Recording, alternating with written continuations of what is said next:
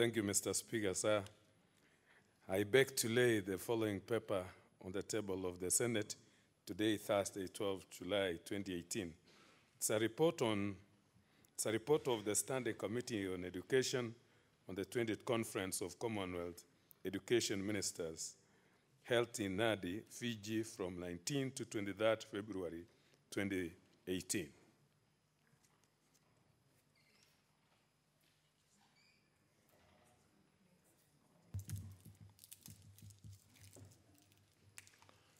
Senator Abshiro Harake. She's not yet in.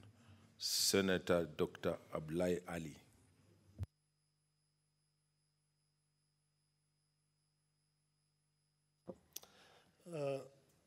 Thank you, Mr. Speaker, sir. I beg to lay the following papers on the table of the Senate today, Thursday, 12 July 2018. Report of the proceedings of the Global Parliamentary Conference held at World Bank headquarters in Washington, D.C., USA from 16 to 17 April 2018.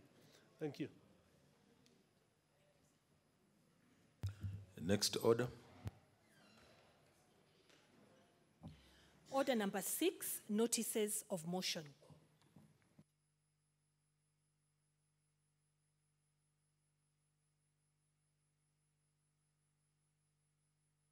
Senator Langat.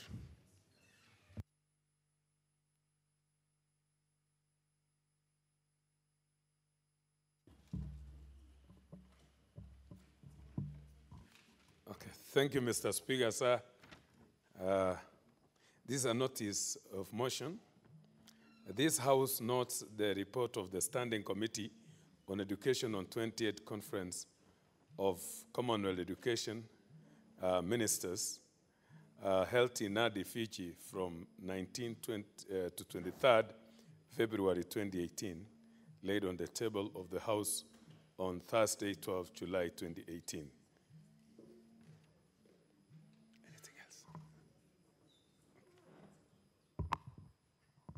Senator Dr. Ali.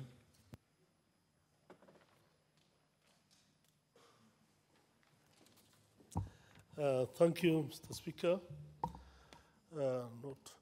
Mr. Speaker, sir, I beg to give notice of the following motion, that this House notes the report of the proceedings of the Global Parliamentary Conference, GPC, held at the World Bank headquarters in Washington, D.C., United States of America, from 16 to 17 April 2018, laid on the table of the House on Thursday, 12 July 2018. Thank you.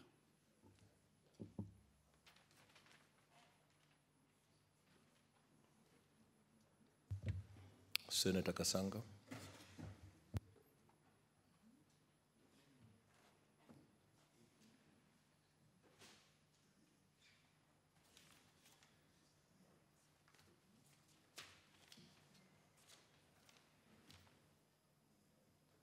Thank you, Mr. Speaker.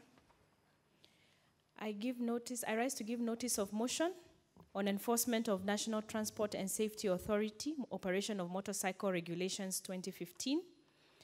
Aware that the National Transport and Safety Authority, NTSA, is mandated to plan, manage, regulate the road transport system while ensuring the provision of safe, reliable, and efficient road transport services.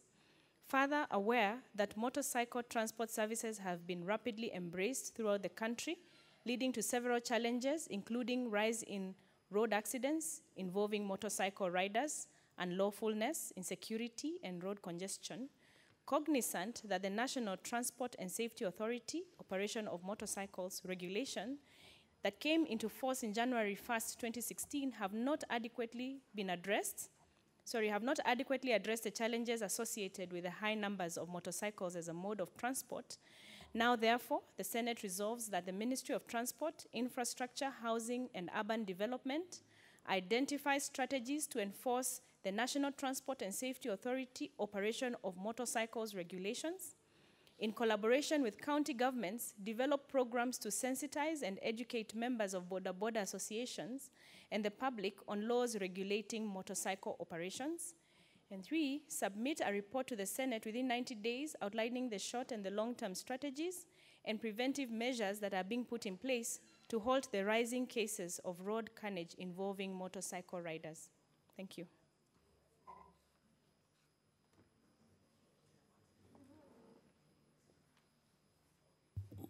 Okay, honorable members, will next order. Statements. Order number 7, statements. Since we only had one statement to be issued by the leader of majority, we will defer that to a later time. Next order. Order number 8, the Kenya Roads Bill, National Assembly Bills number 47 of 2017, second reading.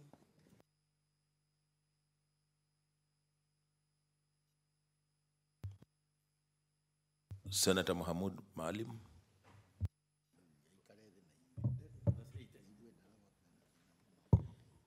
Thank you very much, Mr. Speaker, for giving me the chance to contribute this bill. The Road Bill 2017. Mr. Speaker, sir, this bill is long overdue. It's a bill actually to align the road sector with the Constitution 2010. The current Road Act in place, Road Act 2007, as amended in 2009, were enacted before the Constitution was promulgated. The Speaker, sir, in the Constitution, under Schedule 4, functions are given both to the national government and the county government, and so as far as the road management and maintenance is concerned. It talks about county roads, and it talks about also national roads. It's important then an act of parliament is enacted so that you can align the operation of the roads today to the Constitution.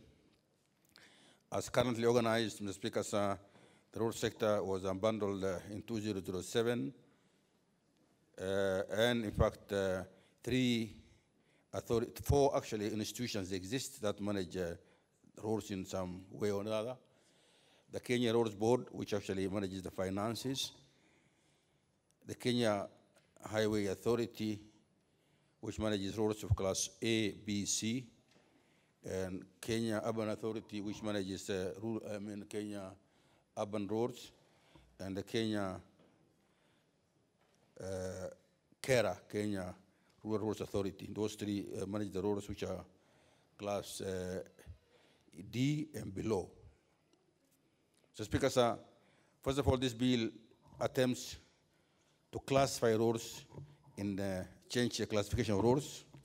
Under the first schedule, we have classes which have been introduced: Class S, Class A, Class B, Class H, Class J, and Class J. In fact, Class S is supposed to be highways connecting two or more cities meant to carry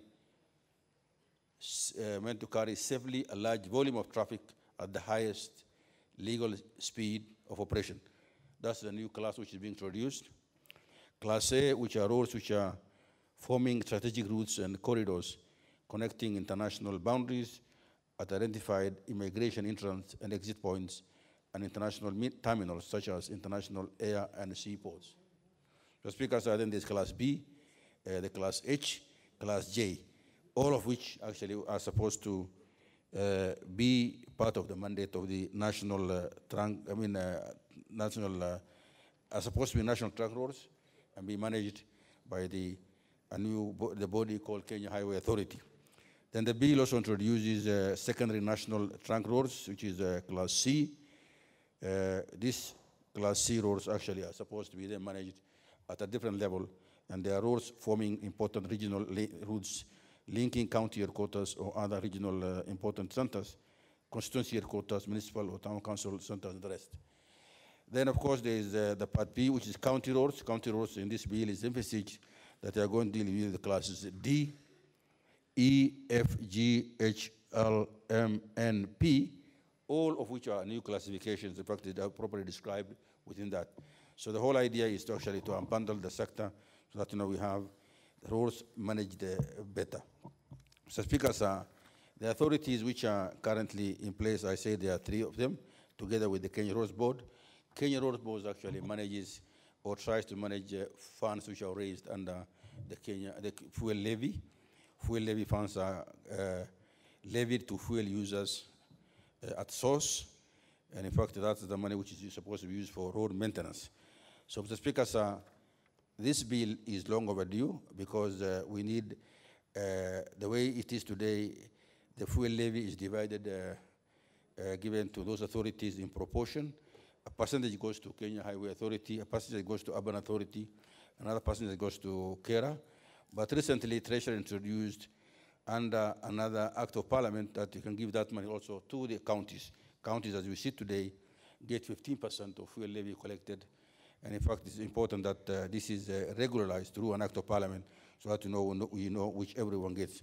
So, Speaker, sir, the authorities that are in place have done all a good job, and in fact, it's important that we maintain those bodies.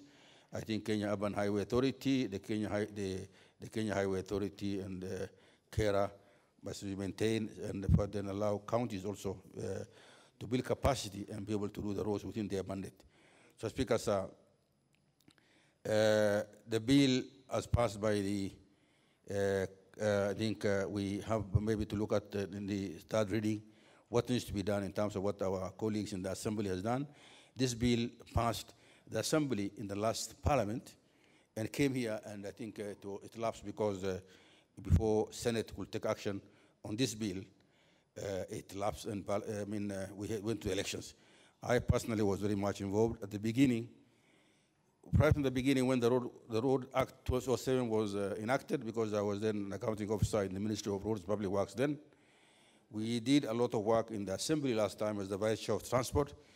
Now, I'm sure our members of the Committee of Transport, led by Honorable Senator of Kiambu, and deputized with my former colleague who was an engineer in the Ministry of Transport also, Senator Gurab Godana.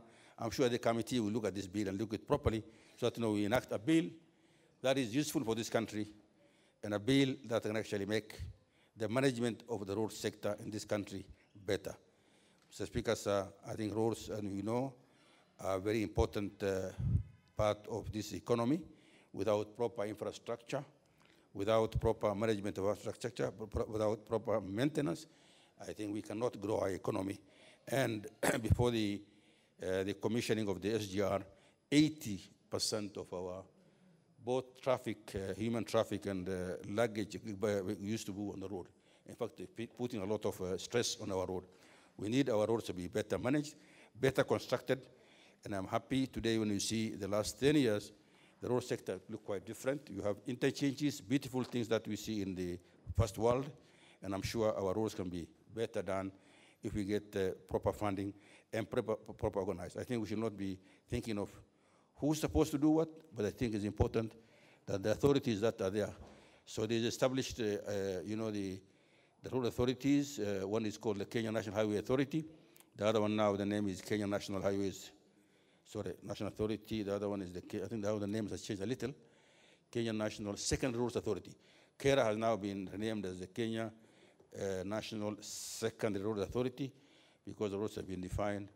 And we have the other one, which is the Urban Road Authority. I'm sure there'll be a lot of clamor between the counties and for the counties wanting to manage their roads in the cities. But I think it's important we give a specialized agency to do that job for them. So I personally will advocate for the 3 road authorities to be retained, so that we can give functions that are commensurate with the ability of the counties to do that. I know Parliament, and especially my former House of the Assembly, will want to retain some money which is given to constituencies. I think when looking at that, looking at the bill in detail, the Committee of Roads and Public Works should look and see how best this can be looked at. So when we got a law that actually can be. The authorities are managed by very competent engineers. I know the position of the Director General of both the authorities are engineers. The one of the National Highway Authority, yes, even the law says that we want that to be an engineer with certain qualification. I have no problem with that. For the urban authority, the same. For care, the same. But for the road board, it doesn't matter whether you have a legal guy, a financial guy, or an engineer. So that one you can leave it open so that you get a competent engineer to be able to read, a competent person to lead the roads board. But the rest must have actually people who are competent and having the right qualification and technical expertise to be able to change. Mr. Speaker, sir, with those few remarks, I beg to support and urge our Committee of Transport to expedite this so that we can have this out of the way, so that the road sector can be managed and we have some order in the sector. I beg to support. Senator Kirinyaga Ephraim Maina.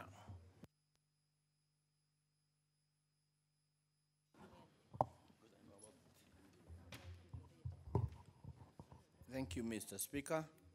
I rise to support this bill and to make a few comments and observations. The road sector is an important part of actually the Agenda 4 of the President. And the road sector will open up this country so that our economy can actually grow. Mr. Speaker, we have also the devolution. And I want to make a few comments. And the first one is the boards that have been suggested. They have been suggested so that they can infuse more efficiency and more accountability into the usage of the resources that are available. And I'm saying this because I would wish to call upon the management of the various departments and the boards who are going to be managing these roads, both at the national level and at the counties. They have a responsibility to see that the infrastructure of this country, that is specifically the roads, should be done in a manner that befits the environment where the road is being done. Mr. Speaker, I'm saying this because when a road is being built anywhere in Kenya, and that has been the tradition in all countries, people should examine the local materials available, first and foremost, and they utilize those materials because they will be more economical than transporting of materials. I want to say this because, Mr. Speaker, if we go in the traditional way, in the normal way of thinking that a road is a black bitumen, I feel it's going to be extremely, extremely expensive to this country. It's also going to call upon our foreign reserves to be drawn because what people see as a blacktop on a road is nothing else than an oil derivative. And this country, as it is, in the 1970s, Kenya was opened up. Most of the T roads that are starting to today, and most of the rural roads were made with what we normally refer to as mallam. But mallam, in engineering terms, is just one type of the soil that can be used. But this country was opened up in the 70s quite successfully, where produce could be transported from every area by using actually stabilized soils.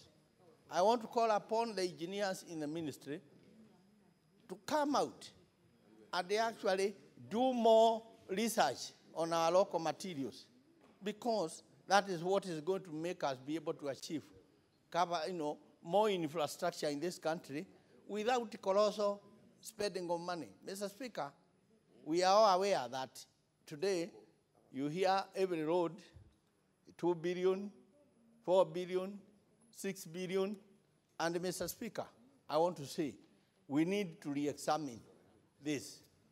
Secondly, at the county level, it is not enough just to hand over functions to the counties. if they don't have capacity, it's not enough also to hand over functions to the counties if they don't have the right frame of accountability within themselves. Why am I saying this? It's because, Mr. Speaker, I happen to have the advantage as an engineer to say that a road that can be made with normal soils could be built at the rate of about 1.5 million shillings to 3 million shillings per kilometer, and be made properly. Most of our roads today are deteriorating because of sometimes when you look around, there is no proper drainage. We should have good roads being made in this country at reasonable cost, with actually at minimum cost by employing local materials. Mr. Speaker, the law as set, the organization as set, goes ahead, and it is good to try and classify more and more roads down. And I think the ministry should come, and I call upon the committee here in charge of roads. They should actually inquire from the ministries, what roads will you be able to be doing with local materials, employing local labor, employing our youth, and what roads will you be employing other materials, and even, people from outside this country. I want to mention something that was being talked about here yesterday, and I'm sorry I have to repeat it, about Chinese. They are building a lot of roads. We are all very, very amused. We are all very, very, very, very happy. But we don't seem to realize this is denial of employment of our youth, which is a time bomb. And I want to say we must create employment for our youth in this country. We must look into ways of engaging our youth into useful means. Otherwise, you will be hearing all those groupings, Chikololo, from where my friend comes from.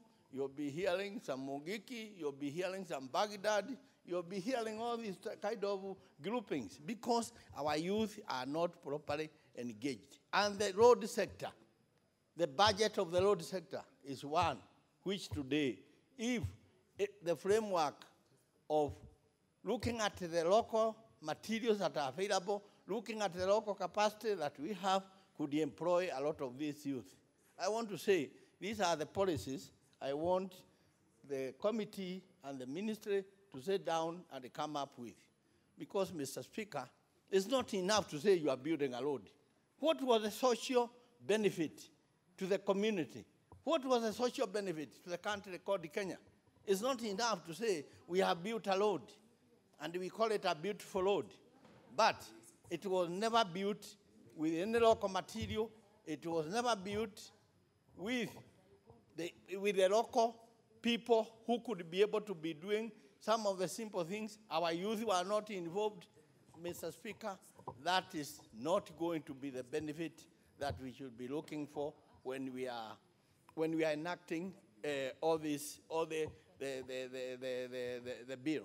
Therefore, mine is to call upon the ministry, to call upon the engineers, and to say it's high time we had a proper research organization, research being conducted. And I would like to know, if you go to Marsabit, what soils are you getting? Where can you employ them? On what classes of roads? If you go to Mombasa, what soils will you get? Where would you get this and this? These are the kind of things that we should be doing. We should not be being guided by some people who are commercial driven. The ministry should be ahead of the people. And the other thing is procurement, Mr. Speaker. Tendering sometimes, we think that when we talk of open tender, it can come and they actually cover up for the conscience of men. It can't, because something can be called an open tender when it is something that has been coordinated between a few individuals, such that the price that is coming is still not the price you expect. Therefore, I would like to see a regulation even by engaging Treasury and the relevant ministry, especially in the road sector, where if a road is found to be too expensive, some methodology should be adopted, even negotiation of bringing the price down. I want to say many countries have done that. I remember Egypt one time was building a dam. India was also building a dam. And they got some tenders. And the tenders were very high because they knew what price they were looking for. And they engaged those people and managed to bring the dam to about 2/3 the price of what it was supposed to be. This is what Kenya should be doing. It's not enough to call a tenders and you call 6 Chinese contractors, and the 6 of them could be one company when you go to Beijing, and they give you a price. And here you are very happy saying, we have done open tendering. Open tendering is there as a guide. It is supposed to be exercised in a free system where there is consciousness of purpose. Therefore, Mr. Speaker, my closing point will be that we support the president. I support the president. Even my people support the president of Nyeri. Most people support the president in his fight against corruption. We support the president. What's your point of order? The senior senator from Kirinyaga in order, senior senator Kirinyaga, to say the president of Nyeri. No, I never said that. Mr. Speaker. Yeah, it was a slip of the tongue, I guess. You said that. No, I said my people of Nyeri. And they support the president. And that is written somewhere in the annals of history. It doesn't have to be repeated. Therefore, I think, Mr. Speaker, thank you very much. And I'm concluding. What's your point of order, Senator? I don't know, Mr. Speaker, if you noticed that both members were on their feet at the same time, which means one of them was out of order. They were actually out of order. Okay, Senator Maina, conclude. Yeah, thank you. And thank you. Mr. Pogisio has been here long enough. He knows the rules here, left and right. Therefore, we appreciate his comment. But, Mr. Speaker, I'm only stressing that we support the president in his fight against corruption because this country has no choice. And the road sector is one area where we must look at how we can save the resources of this country. I call upon the committee, I call upon this House, I call upon all people involved in the ministry, I call upon the people at the devolved units to come together and think how we are going to cover the road network in this country, a road network that will survive the ages of time, and a road network that will be done reasonably and economically for the benefit of the people of Kenya. Thank you very much, Mr. Speaker. Senator Wetangula Moses.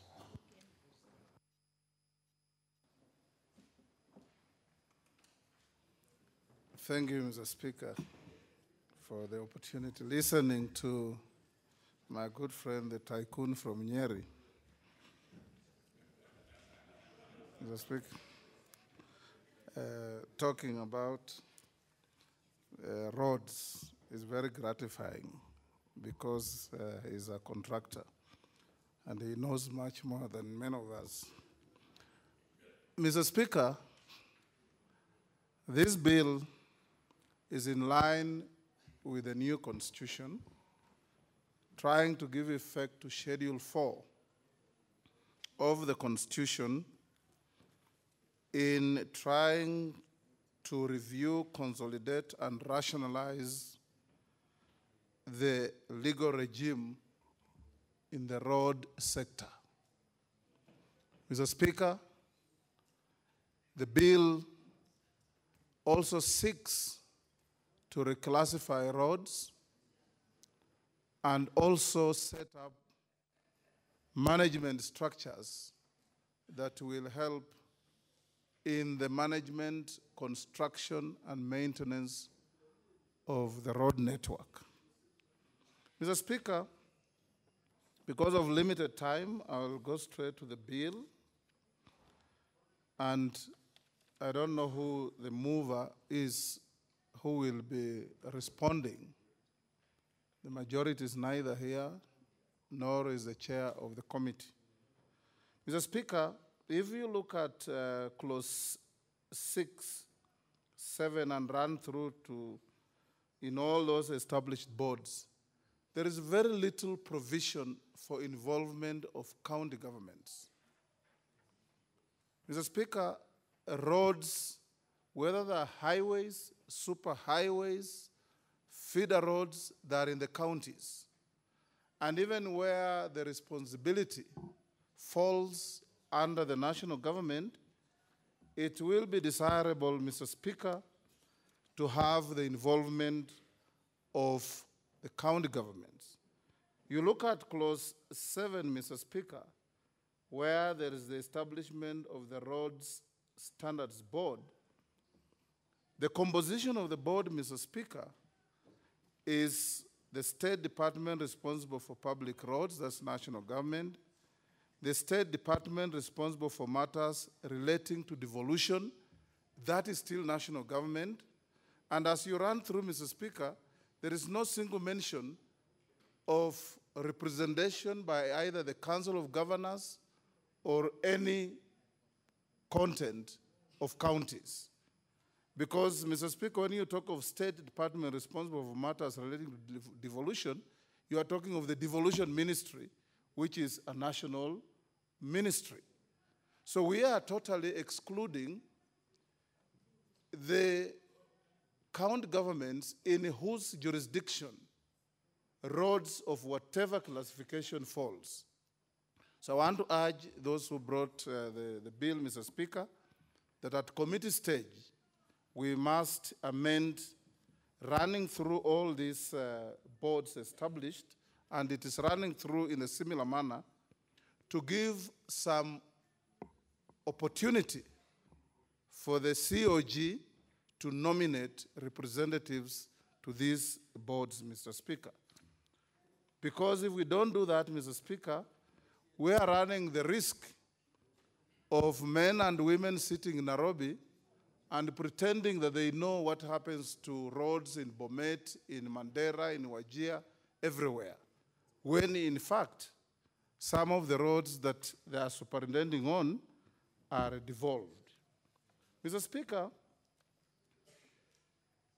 I have looked at clause 56, and I expected my good friend, the chair of the Finance Committee, who has a long history with roads, to mention this. Mr. Speaker, clause 56 is introducing a new tax on road users. Mr. Speaker, as it is, road users in this country are heavily taxed. The fuel levy that we pay and the taxation on fuel and other taxes that people pay towards driving on our roads, Mr. Speaker, does not warrant the bill to give authority to the minister to create a new tax. Mr. Speaker, the clause says, the cabinet secretary responsible for finance may, in consultation with the cabinet secretary, make regulations in accordance with this section authorizing the imposition and collection of road user charges by the authority in respect of roads, including national and county roads. To begin with, Mr. Speaker, you are giving authority to the Minister for Finance and Minister for Infrastructure to impose a levy on even county roads without consulting the counties and the county governors. This is not right, Mr. Speaker. Secondly, Mr. Speaker, the Kenyan taxpayer is so overtaxed that any law that pretends to introduce a new level of taxation in whatever form, in whatever manifestation, is misguided. And Mr. Speaker, I want to urge this House that a clause such as this should be rejected so that the bill ends up in mediation to change this. Because, Mr. Speaker, what we are going to see is once this bill becomes an act that's in operation, the two ministers will sit agree and impose a levy through a gazette notice and start taxing Kenyans without even involving the Houses of Parliament. Worse still, Mr. Speaker, the levy they want to impose, they're being given authority to levy even on a small road from Bulahawa to Mandera, or from Kirinyaga to some small place in the Kirinyaga County, Mr. Speaker, or from Chwele to Mount Elgon in my county. Mr. Speaker, this is not acceptable, and this House should protect the people we represent from the counties. Equally important, Mr. Speaker, the bill doesn't even say when that money is collected, how it is going to be rationally distributed across the country. Mr. Speaker, we live in this country where we know that development has always been skewed towards those who are in power. Those who have been in power, Mr. Speaker, you go to their areas, whether it's the old Kenyatta, President Moi, the new Kenyatta, Mzee Kibaki, you will find, Mr. Speaker, that the bulk of infrastructure is skewed and gerrymandered to favor those in power. Areas that have no opportunity to produce anybody in power, like where my good friend Dr. Ali comes from, they were able to see tarmac when devolution came. Children were learning about tarmac roads in textbooks, Mr. Speaker. Now devolution has come, and we want to see the national cake being distributed equitably and, Mr. Speaker, to benefit the people of this country. Mr. Speaker, what is also lacking, and again, my good friend Mahmoud, who has been a PS in this sector, Mr. Speaker, the chaotic situation in the infrastructure contracting. Mr. Speaker, today in this country, and Engineer Ephraim Maina, Mr. Speaker, should have taken judicial notice to ask him to declare his interest, because being a contractor, he should declare before he talks about contracts. But he didn't. But it's something that we all agree with. Mr. Speaker, in any sensible jurisdiction you go to, there is affirmative action for local contractors.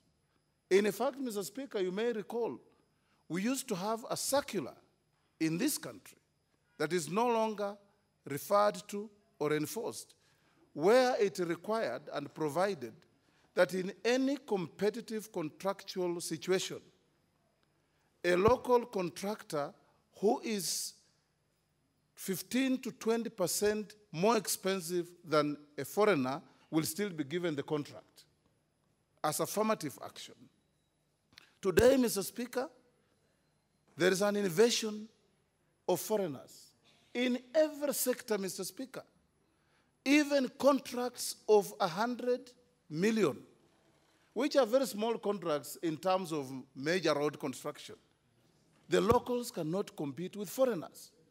Mr. Speaker, I would expect this bill, Mr. Speaker, to have a specific provision that insulates, protects, and gives affirmative action to local contractors. Because, Mr. Speaker, in the old days, as you may remember, when foreigners came to this country, they were not allowed to incorporate companies and start operating without local content. So you always had some local partners. Of course, this was thoroughly abused, because what turned out is all the big guys, PSS, directors, and so on, are the ones that took those opportunities to become partners with foreigners. That's why, Mr. Speaker, when you look around this country, the richest people in this country are not people who have worked hard, but people who have worked with government and in government by cutting shortcuts and using their positions to enrich themselves. Mr. Speaker, I would want to see a situation where this bill provides for a ceiling of contracts that allow only local competition. That roads, Mr. Speaker, whose value of construction is 1 shilling to 1 billion, is left to the competition of only locals. Then when you go to 1 billion and above, the league in which the tycoon of Nyeri plays, Mr. Speaker. Then, Mr. Speaker, I'm praising you. What is your point of order, Senator? Mr. Speaker, you know, at one time I sought your actually protection from this man. This man, as you know him, since demonstrations ceased to happen after the handshake, he is suffering from excessive energy.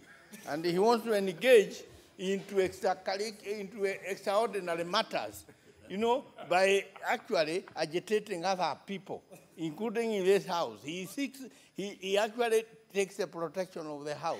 Mr. Speaker, I think I would wish you to make this head. I don't know, he calls me a tycoon. God, let it be my brother. I would wish to be. But there's no league I play. I used to employ 5,000 people. Today, Mr. Speaker, I'm employing only about 300 or 500. What is your point of order? Yeah, my point of order is that, is he in order to get, first of all, to attack me personally by calling me a tycoon, and there is no register that is known of tycoons? Can he actually substantiate? Honorable member. My distinguished colleague attempted to run away from what I said. The more he proved that he's a tycoon, employing 5,000 people, employing 300 people. How many senators here employ even 20 people, Mr. Speaker? Mr. Speaker, I will go on with my contributions. And Mr. Speaker, you can see from my colleague's body language, he's very excited that I called him a tycoon. Mr. Speaker, I was saying that those who play big league, and in this country, Mr. Speaker, on roads construction, there are very few contractors who play in the league that we are seeing the Chinese play. Maybe my good friend Joseph Schwarzman and H. Young, Kirinyaga Construction, and a few others, not more than 10. The rest are struggling to grow. And they will only grow if the government gives them affirmative action and protection. In fact, Mr. Speaker, if this government is committed to growing local entrepreneurship, they should also be having a fund, which is not mentioned anywhere, to help young emerging entrepreneurs to acquire equipment for road construction, so that they can be able to compete. Mr. Speaker, we have reached a situation where you go to a ministry where they have put up tenders, and the shortlisting of tenders to go to evaluation, number 1 to 7 are Chinese. Where are the rest of Kenyans, Mr. Speaker?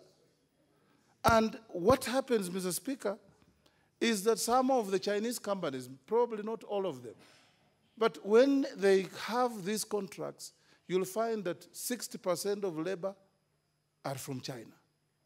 Something totally unacceptable, Mr. Speaker.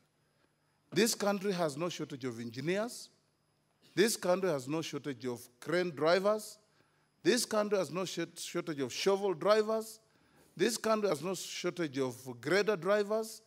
This country has no shortage of surveyors. But everywhere there's a construction, you see a Chinese holding something and doing this to somebody on the other end, Mr. Speaker. We can't allow this, Mr. Speaker. And we can only do this by law. And the law that is being brought here is falling short of that. I want to see, Mr. Speaker, even the authority we are setting up, because it's going to appropriate public funds, to have a fund, Mr. Speaker, where young emerging contractors can borrow from so that they can grow. Mr. Speaker, I also want to urge, Mr. Speaker, that the manner in which roads are constructed is very expensive. And I want, Mr. Speaker, us to have it in the law. And Senator Mahmoud, I'm sure you can agree with me to this, that if you go to other jurisdictions, Mr. Speaker, even the US and other places, almost all major infrastructure is undertaken by the national government, then handed over to the counties and states for maintenance.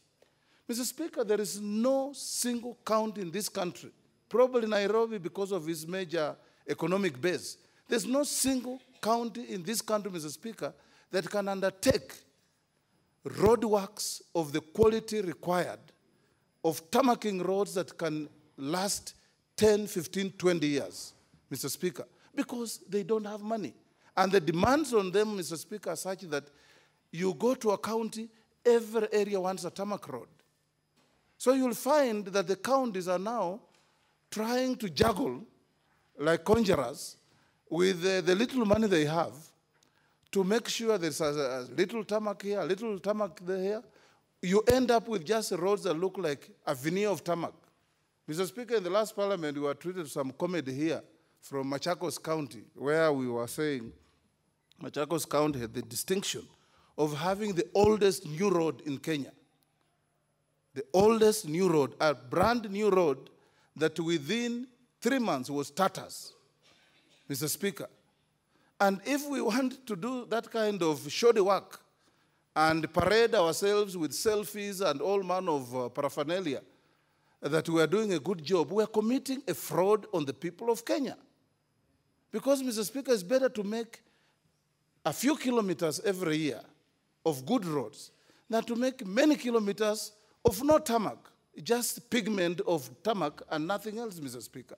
This is something that is so important. But this can only be cured, Mr. Speaker, if, as Parliament, we obligate the national government that it constructs all, if not as much as possible, major tarmac roads in the counties and hand over to county governments for routine maintenance and repairs so that they can be part of their economic activities. Mr. Speaker, equally important, Mr. Speaker, is the lack of positive action in marginalized areas.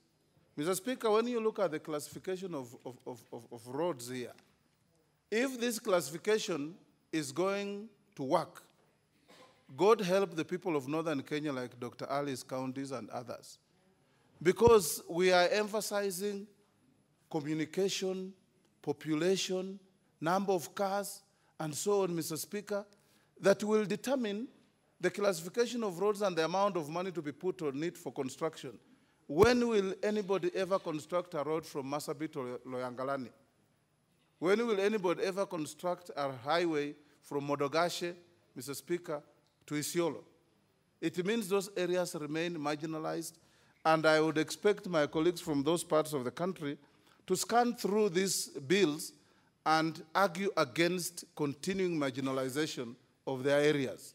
Mr. Speaker, I want also, as my time is running, to talk about the issue of lack of maintenance of roads. Mr. Speaker, there was an American ambassador here who once said, it does appear that in Africa, the vocabulary of repair and maintenance don't exist.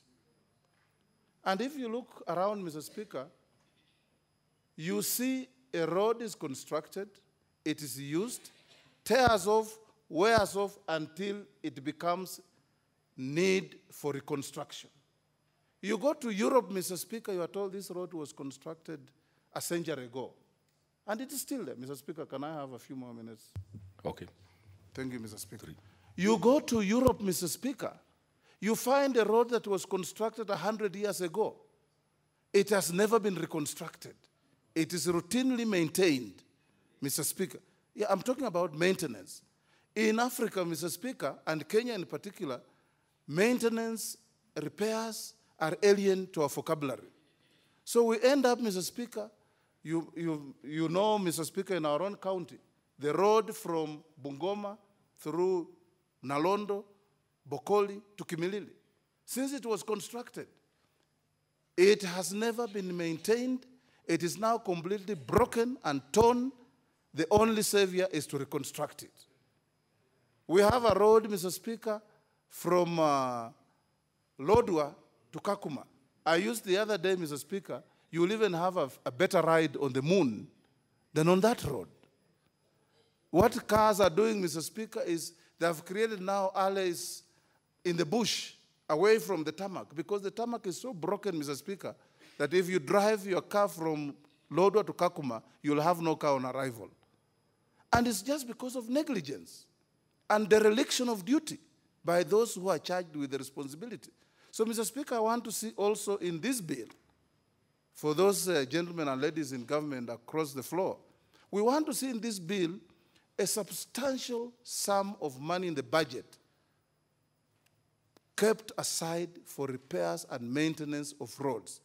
Equally important, Mr. Speaker, we must obligate the state and the governments, whether it's county or national, that roads are due for maintenance periodically at regular intervals, so that when a road is constructed, in about 5 years, you have to recap it or reseal it. Then you let it run on another 5 years, you recap it or reseal it. That way, Mr. Speaker, we will spend much less money.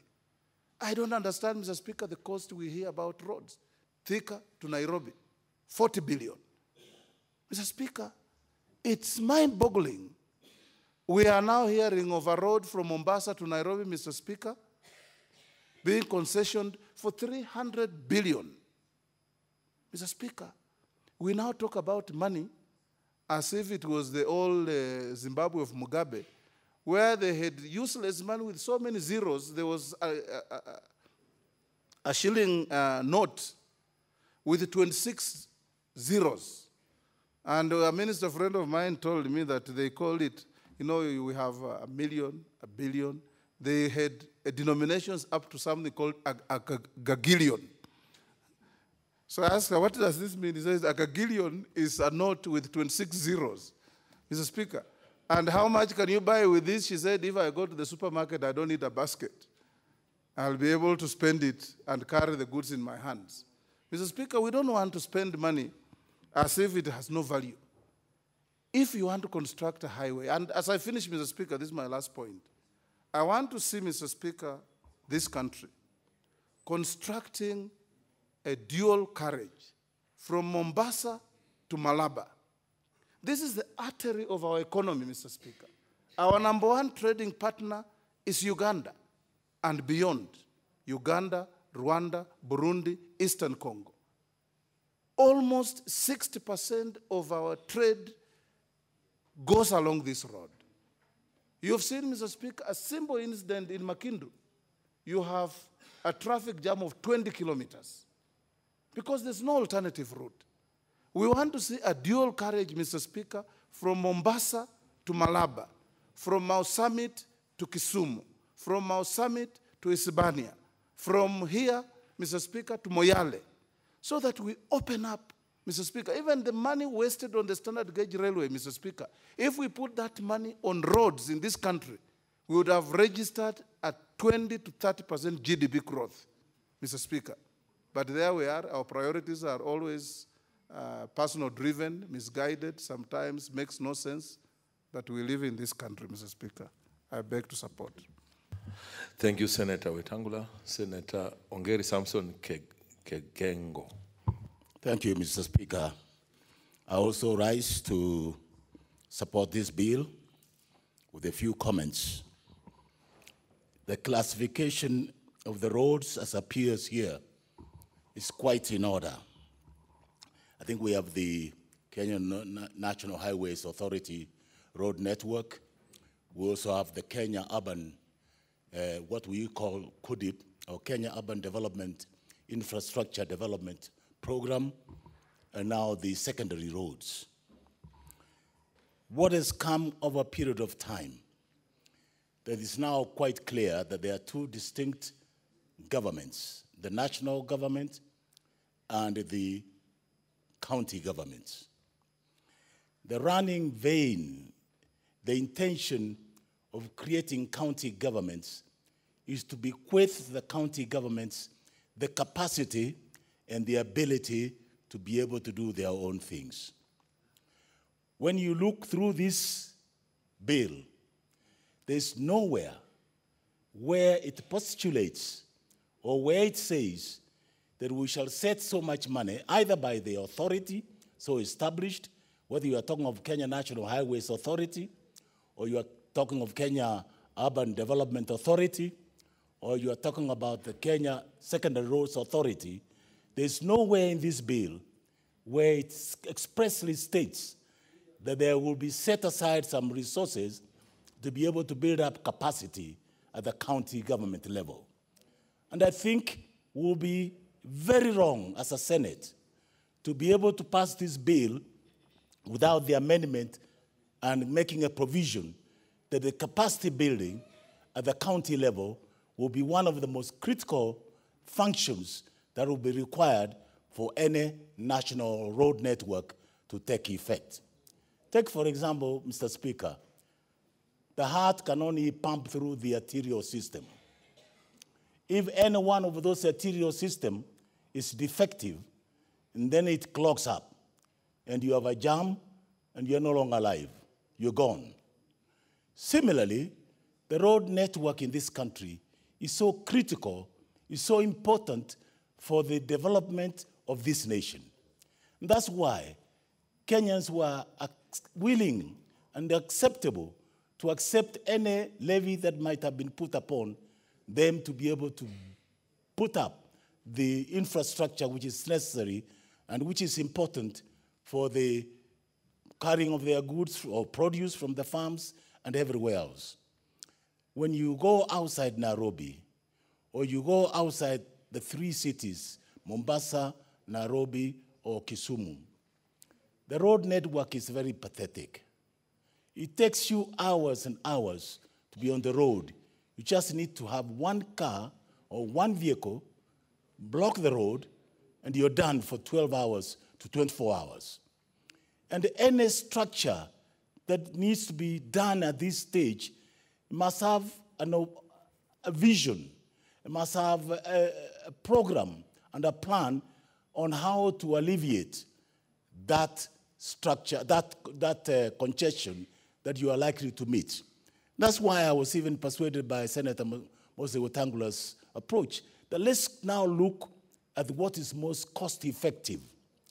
For me, and for what I think it should be, I think we should spend more money on dual carriageways, linking county to counties, and between the Kenya government and then the international governments, international roads, the highways, so that we are able to get smooth and a very smooth flow of traffic without any hindrances at all. When you look at clause, again, 17 and 18, 17 discussing about the Kenya Urban Development Roads Authority, 18 talking about the secondary roads. Some of these roads are done, functions are done by the county governments. There's nowhere where, again, it says how the county governments are going to be represented.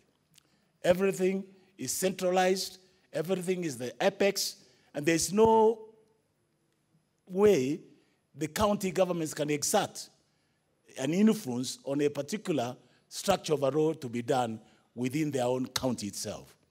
And since we're here for the interests of the county, I think it's important that we need to be able to look at this more closely, particularly at the committee stage, so that we know how to bring in the county's representation, either through the Council of Governors caucus. I've seen you put here the Technical Interrelations Committee as a representative of this committee, but I don't think that's the way, because policy is an important ingredient to the development of these roads.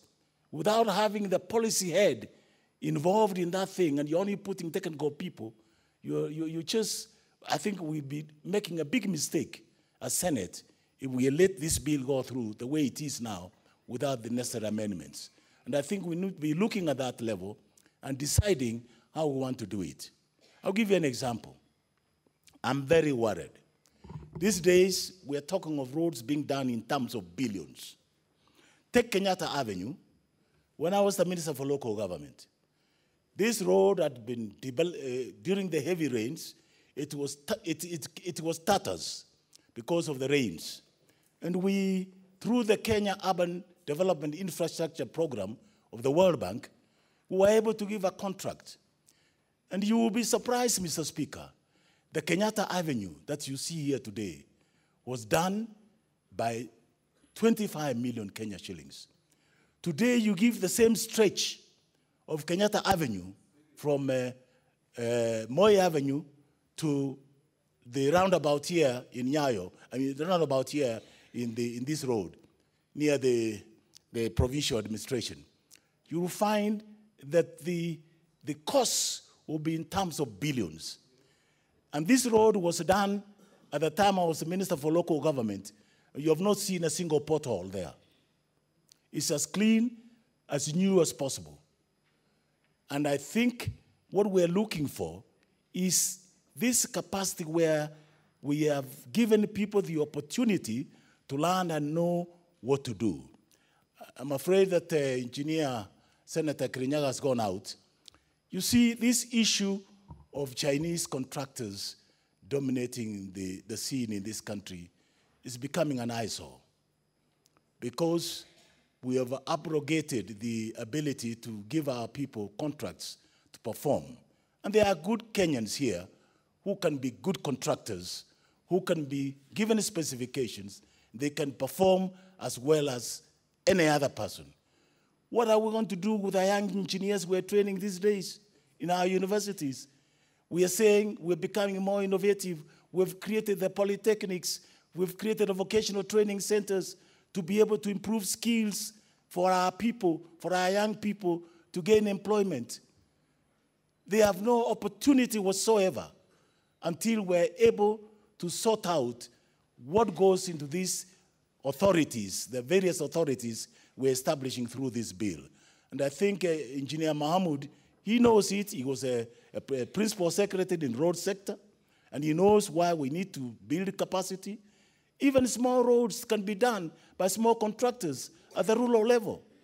Why do we go for these billions of shillings?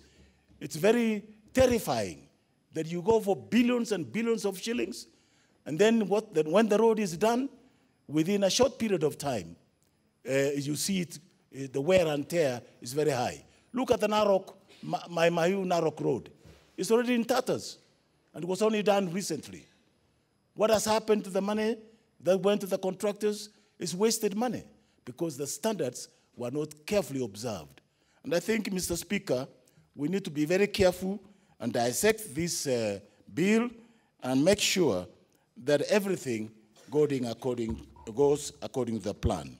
I think Senator Moses Wetangula mentioned about Article 27, and if you look also at Article 100, the responsibility of county governments.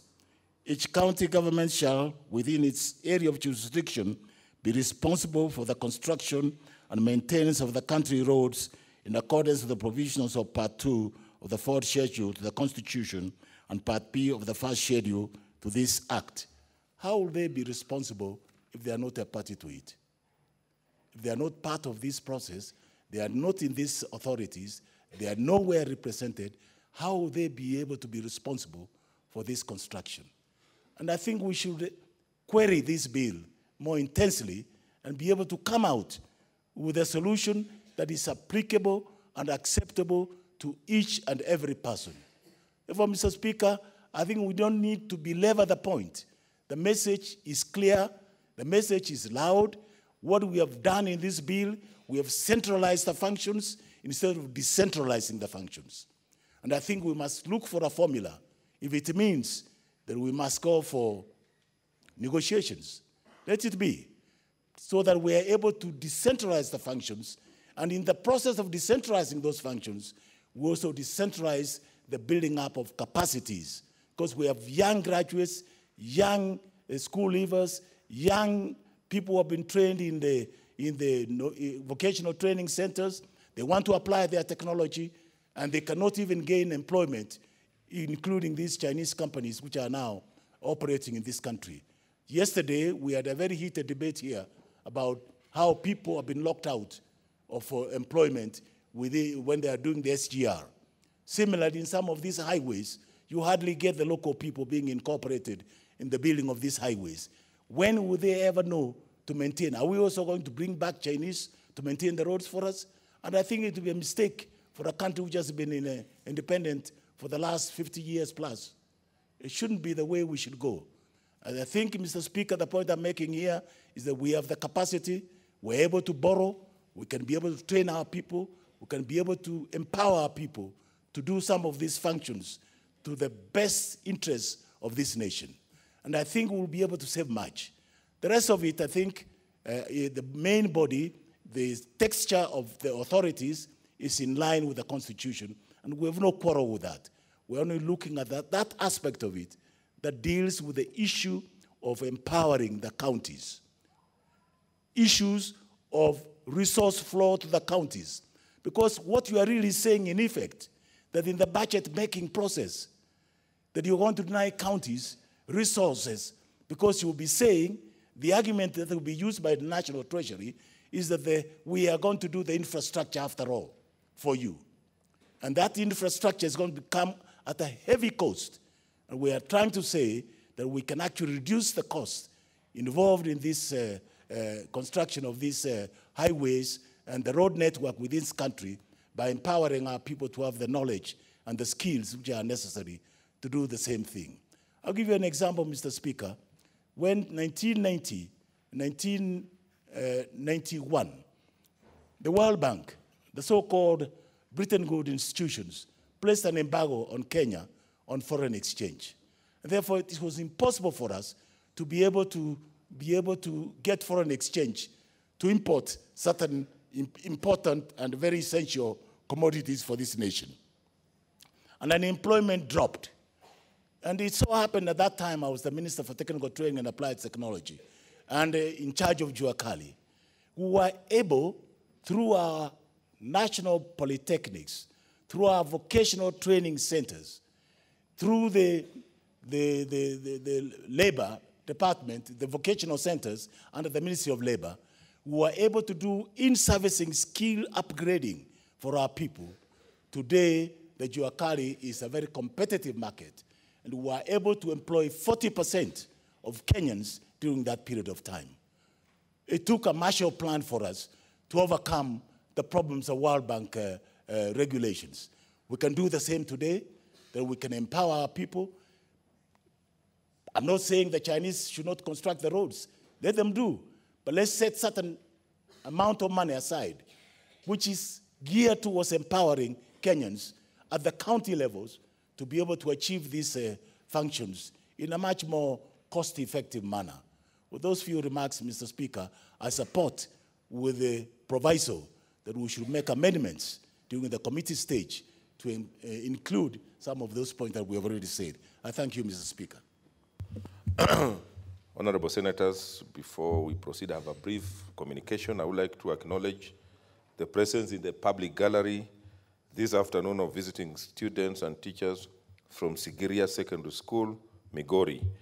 In our usual tradition of receiving and welcoming visitors to Parliament, I extend a warm welcome to them, and on behalf of the Senate and on my own behalf, wish them a fruitful visit. I thank you. Senator Uta.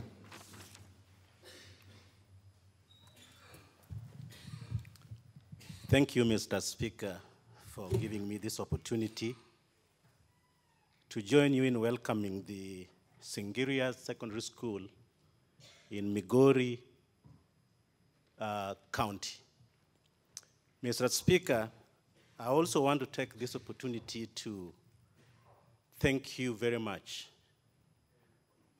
for supporting the family of the late, our brother, Ben Oluoch-Okello.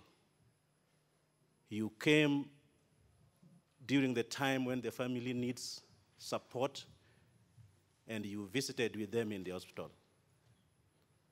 The second time, Mr. Speaker, when our brother passed on, you came forward and rallied all of us, the senators, to support the family, and again in passion, you came in the fundraising to help offset the funeral expense.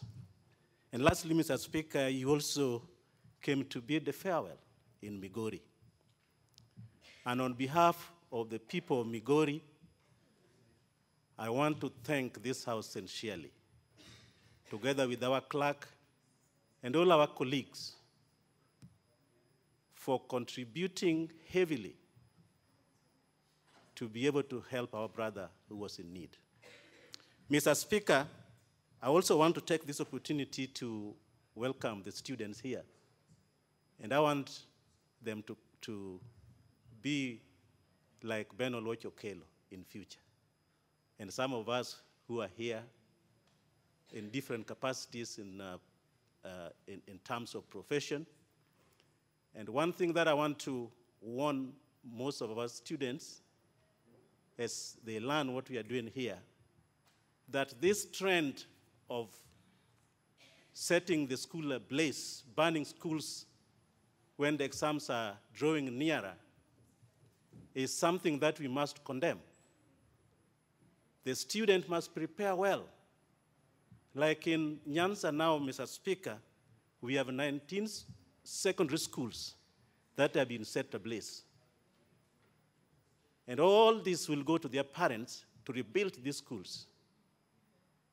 We want the government to take stern action against these culprits who are afraid to take the exams head on and be able to pass.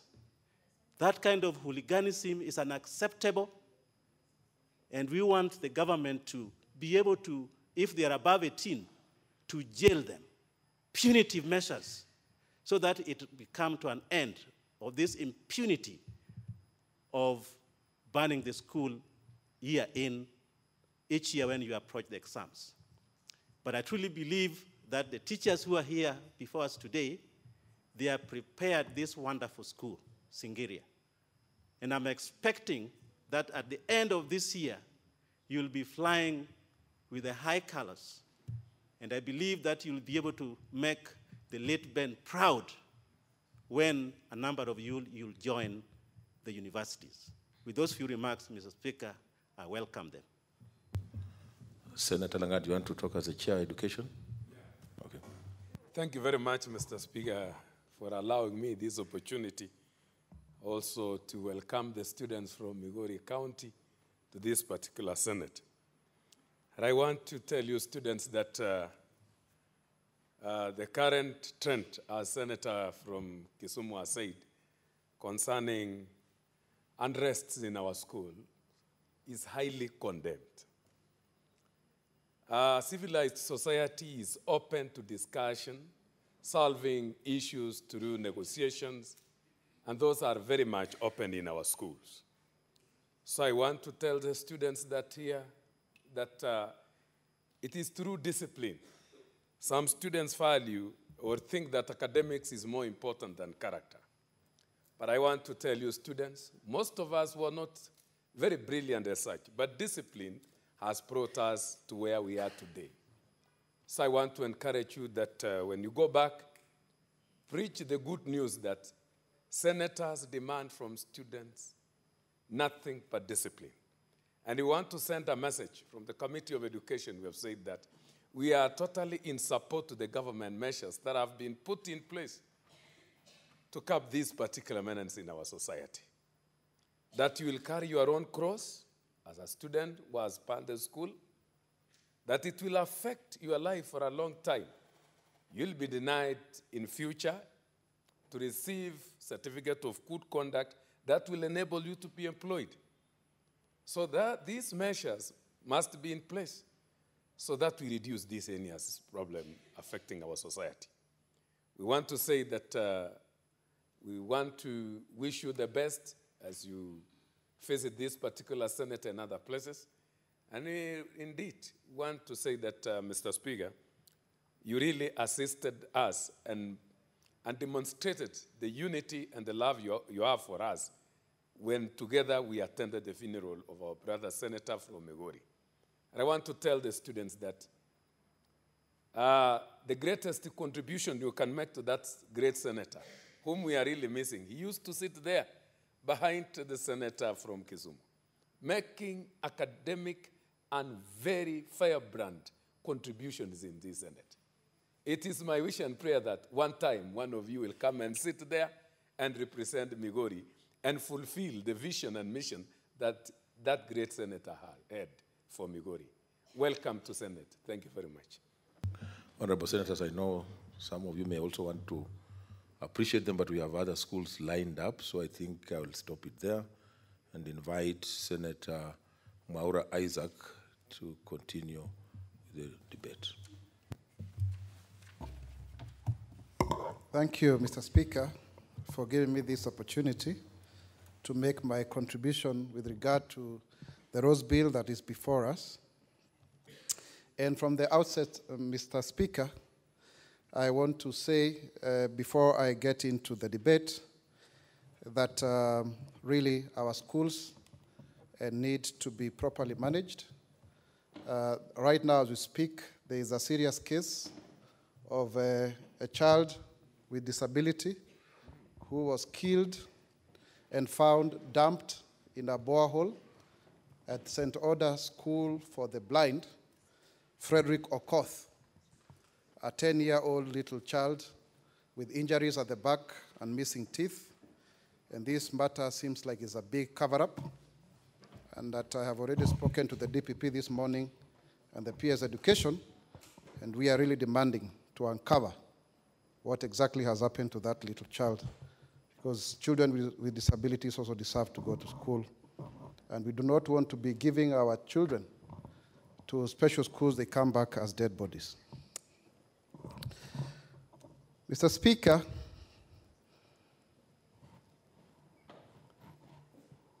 in this world, you either live in two tents.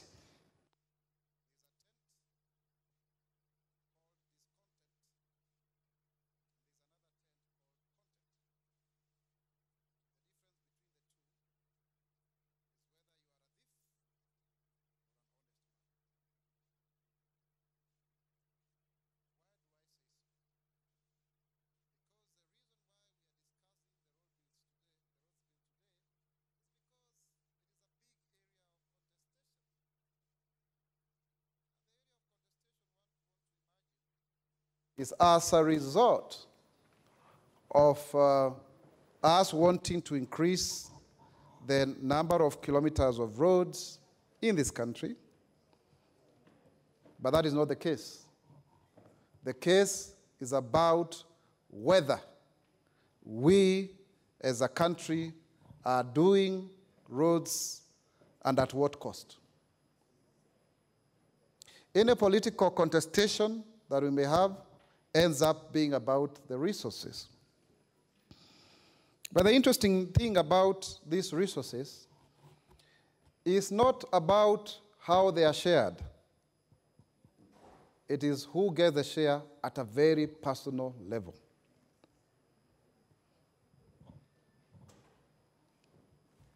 Madam Speaker, if you look at this bill, it has been a very long road to have it come to the House. Why? Because this is the bill that is seeking to align the regime of road construction and maintenance and administration within the ambit of the new constitution. And I was very much involved in these discussions before I came to this parliament, actually, as a consultant, where we were looking at how to ensure that road construction speaks to the specific needs of various sectors, the various special interest groups. And we assisted through the help of the UN to come up with policies that Kura, Kera, and Kenha would actually utilize in terms of even access to job opportunities for groups such as persons with disabilities, women, and also the neighboring communities. But Madam Speaker, the area of contestation that we have here, since the time we've had big projects like Road 2000 and what have you, is which road authority is supposed to construct which roads? Which level of government is supposed to be administering what kind of road? And, Madam Speaker, that is the crux of the matter. If you look at this bill, It provides for the establishment of the Kenya National Secondary Roads.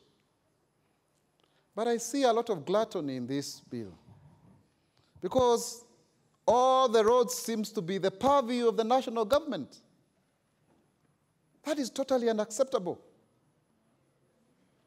Before we pass this road, county governments have got 31,000 kilometers that they require to tarmac, yet there is no proper financing mechanism. If you look at the Kenya National Secondary Roads Authority, it's basically it's a new baptism of Kera. It is Kera that is being given a new name so that it remains to be the purview of the national government and under the control of members of the National Assembly through the constituencies. That is the truth. That's the crux of the matter. So that counties may not be able to maintain roads that ordinarily are pathways to marketplaces and small towns. And this is within their jurisdiction. How do you explain to me a provision within this bill that provides that 28% of the monies allocated for roads be shared equally amongst the 290 constituencies? That is how you end up with a half a kilometer of road, because we are not sharing development, we are sharing money. And this does not augur well for the long-term macroeconomic development of this country. It is totally unacceptable, because not all constituencies are at the same level of development. At the same time, there are roads that are more important than others in terms of spurring economic growth. Because when you do that, you just have a situation where you identify whatever road that you must do within a particular financial year. I think this is a very absurd way of predicating our development. So I think this is an area that for me I have contention with, and I want to urge this august House that we need to relook at that so that we ensure that resources are allocated based on need and based on priority within the framework of the Kenya Vision 2030, and also the way we would want to reintegrate Africa. Madam Speaker, another key concern about roads is about the costing. This is an issue that is not properly addressed by this bill. It is left to the forces of supply and demand, and we have done a comparative study that clearly shows that Kenyan roads cost 3 to 4 times the amount of money Tanzania is using, the amount of money Uganda is using, and it's just because of the element of corruption. When a road is to be constructed, how do you explain a road of 11 kilometers being constructed with 4 billion shillings? How on earth does that happen? How do you explain the Dongo Kundu road of 10 kilometers being constructed with 11 billion shillings? Even if this road is passing under the water or over the sea, I don't know, that is open thuggery. Estimates have shown that for you to construct a kilometer of road, you need about 15 to 28 million shillings. But we've had people who have formed cartels, and when they are told to bid, it's like they agree. They present, per kilometer, 80 million shillings and above. Totally unacceptable. You hear that footbridges, one footbridge costing 300 million shillings, Madam Speaker. How can that be? Last Parliament, I presented a petition to create a footbridge at the ABC place along Wayaki Way, because that is a crossway for people with disabilities going to the various organizations the other side of the road. And in my own limited estimation, I thought about 20 million would do a good job, at least even to begin. But that money was diverted because I was told that can do nothing. I failed to understand how, at this point in time, we can justify about 300 million shillings being used to construct a footbridge. Yet when you look at Thika Road, most of those footbridges were never constructed. And majority of the people have died. A lot of people have died as a result of lack of that kind of supervision. And it becomes very difficult because if you're given a bill of 300 million, you have to weigh whether you want to build a footbridge or whether you want to actually do something else with that money. So costing of roads is the crux of the matter, is the crux of the matter. That is where we are losing our country. Because the financing of these roads, Madam Speaker, is from domestic borrowing, but majority of the infrastructural projects, we are now going to take them through the Eurobond financing and the new animal in town called the Chinese banks and their money. These are institutions that are giving us very high interest rates within a short time for payment so that one loan gets into another, Madam Speaker. And as a result, we have ended up in a situation where we have not had enough, return of investment as to service these loans. And it's very interesting, just to reiterate the point, if you look at the kind of agreements we have between the Chinese banks, the China Export-Import Bank, and the World Bank, the Bretton Woods institutions, who we ran away from because of the structural adjustment programs, there is a very good concessionary facility for Kenya under the World Bank, where we get loans at 3% over a 30-year period under the IDA.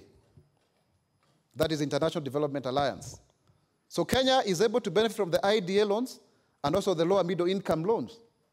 But because these monies are not corruptible, Madam Speaker, the uptake is only at 20% for construction of roads and other infrastructural projects. And that means because of the kickbacks, and I will not fear to say so on the floor of this House, because of the kickbacks that Chinese companies are able to give to officials, government officials, then these loans become very popular. Let's take example of Thika Road and tell me what kind of development model is this. You get a loan from the so-called Chinese banks and what have you. You couple it with the government GOK loan, which is GOK money, which is about 3 or 4 billion or thereabout. Order, Honorable Member. There is the intervention from Honorable Jararge. Your point of order. Thank you, Madam Speaker. Is it in order? I can see, according to Standing Order 35, a quorum of the Senate or a committee of the whole shall be 15 senators. And I've noticed we are only 12 senators in the House. Madam Speaker, is it in order? Okay. Can the clerks ascertain if that is true?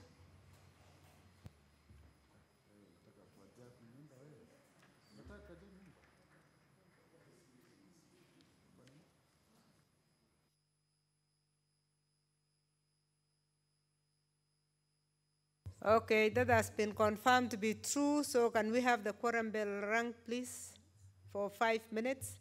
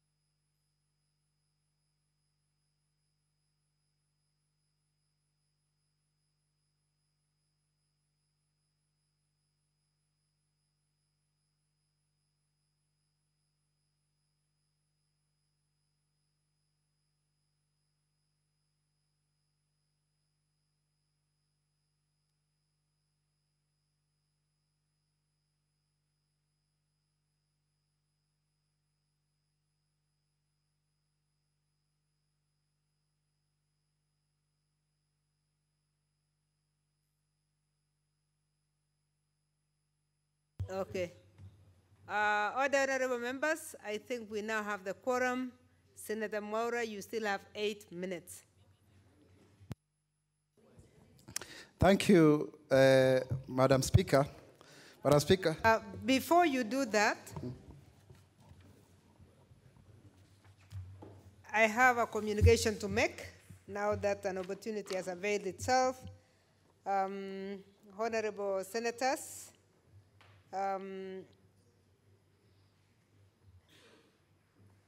I would like to acknowledge the presence in the public gallery this afternoon of visiting students and teachers from St. Kizito Primary School in the Isiolo County. In our usual tradition of receiving and welcoming visitors to Parliament, I extend a warm welcome to them, and on behalf of the Senate and on my own behalf, wish them a fruitful visit. I thank you. Honorable Senators, again, before I call Honorable Maura, I would like to invite Honorable Alaga Bishiro, who has requested to talk on behalf of this Senate to the students.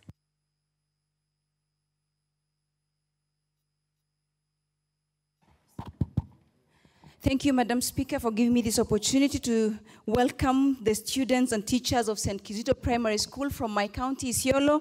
Madam Speaker, All the honorable members, I can see 2 honorable members in between me and the Speaker.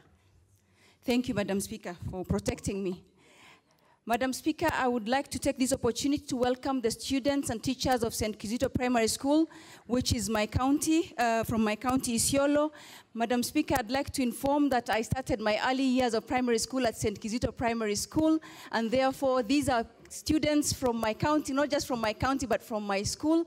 So I'd like to take this opportunity to welcome them to the Senate and to tell them that they can be anything they want to be, because like myself, their dreams are valid, and that with discipline, hard work, and the right values, they can be anything they want to be, including being in this Senate.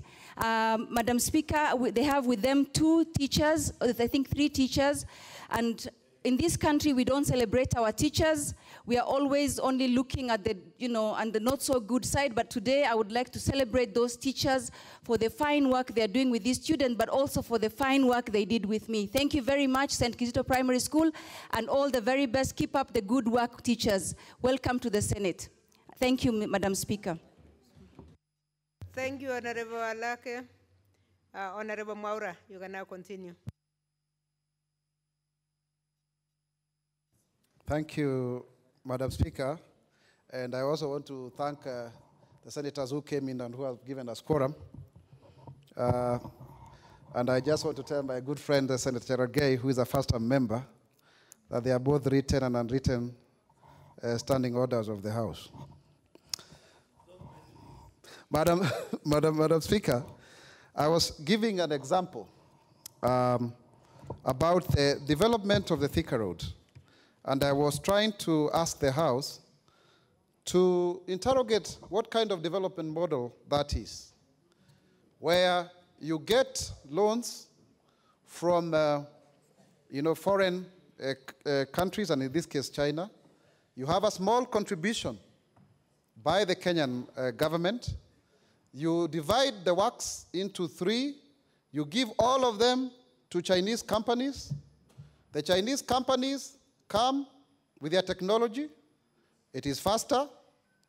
The question of durability is in question. I mean, it's debatable. They use their prisoners to do their job, or those other people who provide cheap labor. They take back all the money because they are going to be paid. Then you are left with the road and a loan. You are left with the road and a loan to service. And whoever who's negotiated the contract has also gone away with his 10% or 20%. Is that really sustainable, my fellow senators? The issue is, Madam Speaker, is that we have to interrogate. Because you see, yes, land has appreciated around Thika Road. There is more construction. But the question is, are we getting the true return on investment? The reason why we did Thika Road, for example, was to reduce traffic. Honorable Maura, there's Okay. a point of information. Would you like to be informed? Yes. Honorable Watangula. Thank you, Madam Speaker. I congratulate you for the very intelligent contribution you are making. I wish to inform you that with the absurdity of what you are saying about the Thika Road, immediately after President Kibaki launched the road officially, the next financial year, there was an item of 1.2 billion on Thika Road for maintenance, a brand new road being maintained. Good information. Go ahead. Thank you, Leader. I appreciate the information. And indeed, and thank you for giving us a quorum, actually. That's very important. Indeed, that is where I have, because I've been analyzing this project called Thika Road. So soon after Thika Road is constructed, now all of us are there with our small vehicles, because everyone from the village believes when you buy a vehicle, now you have become a rich man, the nouveau riche, the bourgeois of this country. And when you look at even the design of the road, we have 5 lanes leading to a bottleneck here at Ngara. Why didn't we have several tiers? So that you don't need to come to town if you are going to Westlands. You know? Because the conceptualization is about money and spending. So it's a good road. But is it the solution? Why haven't we thought about moving away from roads to even having light rail? But the Chinese have given us the money. The African Development Bank needs to do more so that we don't become vulnerable. And also, Madam Speaker, we need to ensure, now that we have the road, they have their money, and they got the jobs. Just yesterday, we were debating even how they are doing simple jobs with the SGR. Where is the technology transfer? Who has become a better engineer since the construction of Thika Road? Why is it that we are devaluing ourselves as a country? We think that we are lesser human beings, that we can't construct roads. Yes, we have the KIBIT as an institution that is being financed by this country. We have all our universities, the 70 plus, most of them offering engineering courses. I mean, we have to wake up and smell coffee. The roads that are being constructed today, Madam Speaker, they are not roads that are built to last, so that we save money every year to increase the kilometer of road coverage in this country. They are actually built to maintain. So you build a road today, even Thika Road itself has got problems. Issues to do with drainage. Drainage erodes the tarmac. Then eventually, Amaura somewhere will be given a contract to maintain, just as Senator Wetangula has said. And that maintenance contract is equal to constructing other kilometers of roads. Madam Speaker, if you look at our counties, we are depriving them of resources, and they would have helped us to see how we can construct roads at a cheaper cost. Governor Alfred Mutua has tried. People may ridicule him, but he tried, and he demonstrated to us. So that we benefit from what I call reduced implementation cost prototyping, RECOP, where you give people opportunity to demonstrate that costs can actually come down. You liberalize the sector. But now, government to government, Chinese, where is competition? This is a liberal market. In the process, our debts continue to soar. Now our nominal debt is close to 5 trillion. And then we have a bill here where our colleagues in the National Assembly look like it is a cake they need to share. They come and tell us to create something called Kensra or whatever it is called, and then they share money equally amongst 290 disparate geographical areas. I mean, we need to be serious as a country. The issue of PPP is not properly addressed by this bill. How do we ensure that we get private equity to enable our country to develop? This is not properly addressed. And also, the issue of fuel levy. The governors came before the Finance and Budget Committee of our Senate, and they said they had agreed with the executive so that we increase this from 15% to 25%. Again, this is another new area of contestation.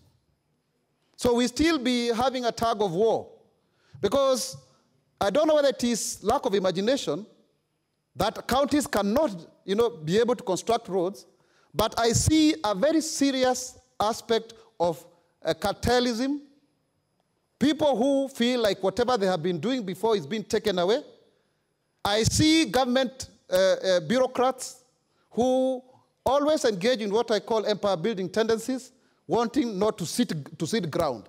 And when they do not want to sit ground, they are actually stifling the development of our counties. And we must remind them that devolution is not something you will wish away. It has happened. It is a product of our own consensus that is domiciled within the provisions, the very provisions of the Constitution of Kenya 2010. Madam Speaker, I would therefore want to implore upon this House that this bill be rejected as it is. We need to have a consensus. This is not a bill we are going to pass for the sake of being a rubber stamp for the executive and the National Assembly. These same people lied to us about the division of revenue bill. They went ahead to sign, and I did not even see the leadership of the Senate representing the division of revenue bill. I mean, time for romancing and talking good language is over. If it is bad, it is bad. Let's call a spade a spade. The resources of this country must be equitably shared, and that development must be properly thought out. Not just a question of thinking that it's a cake you are cutting across the table, you eat. These issues of patronage, where now members of parliament are preparing a kitty where they will be going to ask the executive to give them whatever is due to them, is totally unacceptable. And so therefore, Madam Speaker, because I can see the red card has been issued, I would want to say that this is a bill, is long overdue, but wrongly drafted. If we need to go for mediation, well and good, but I would want to imagine that we can, put it aside, have a retreat or a kamukunji where we can discuss openly and objectively about the destiny of this country. Thank you, Madam Speaker. Senator Olekina Ledama.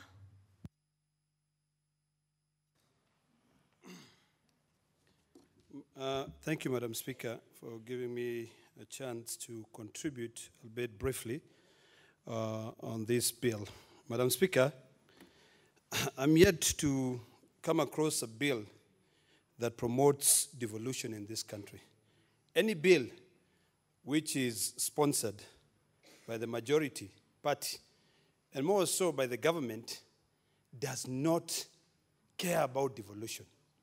Madam Speaker, from the onset, when you look at the object and purpose of this act, you'll be duped to say it's actually very good, because it seems to be able to correct, or rather, it's good in as far as giving effect to the provision of Schedule 4 of the Constitution.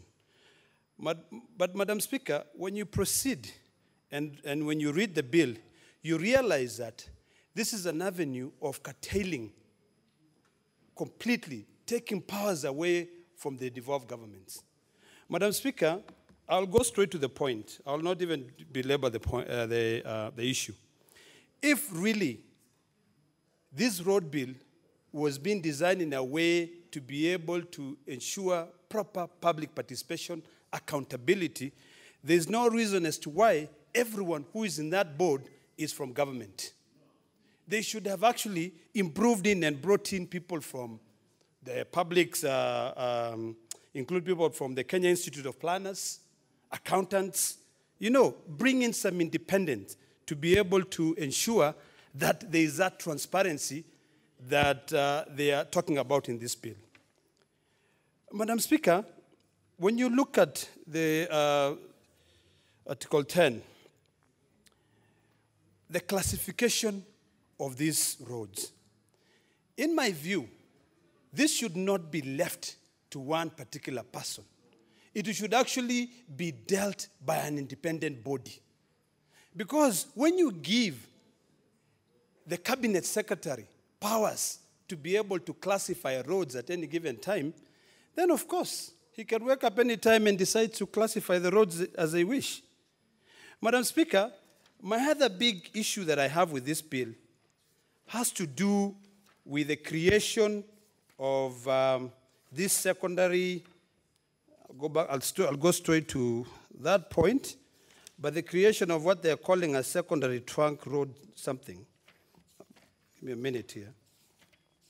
Which is very, very interesting, Madam Speaker, because what they are doing is that I'll get to the page where it is in a minute, but essentially what they are doing is that they are classifying county roads, but then that function of deciding those roads is given to the national government.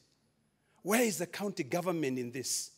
So, Madam Speaker, this is a terrible bill that when you actually get closer to reading every clause, you find that it's just an avenue to completely abate corruption. Because when you go to Article 56, where it says a cabinet secretary responsible for finance may, in consultation with the cabinet secretary, make regulations in accordance to this section or authorize the imposition and collections of road users' charges by the authority in respect of roads, including national and county roads. No public participation. You don't consult the county government. You continue taxing Kenyan population who are currently overtaxed. The other day, Madam Speaker, we were objecting to the introduction of the 16% VAT charge on petroleum products. You are charging taxpayers more on all petroleum products, which will increase all their taxes. Yet again, you proceed and you give the cabinet secretary the powers to be able to introduce a levy. What this is doing, Madam Speaker, it's actually taking away our jobs as legislators. And you are giving powers entirely, you are creating some mini gods to decide today that we are just going to tax these people, increase more taxes. It's as if we are not overtaxed.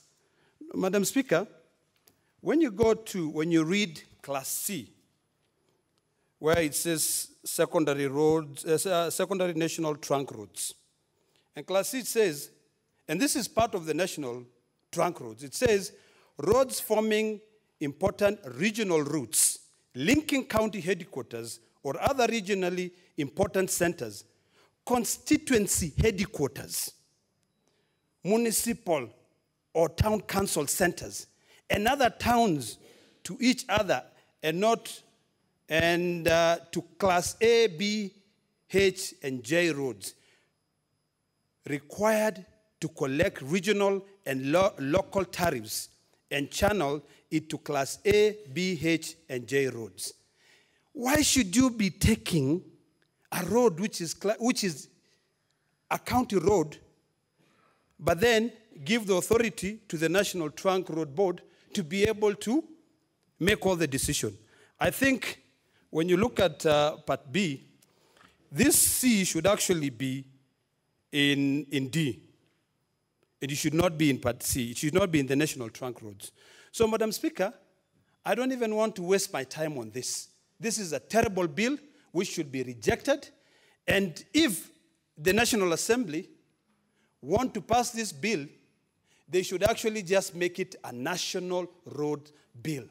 It should not have anything to do with county roads.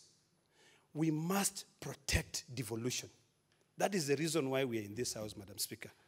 Madam Speaker, with those few remarks, I object to this bill, and I'll vote against it.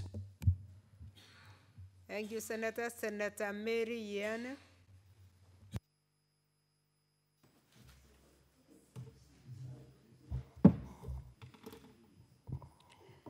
Madam Speaker, thank you so much for giving me a chance to contribute to this bill.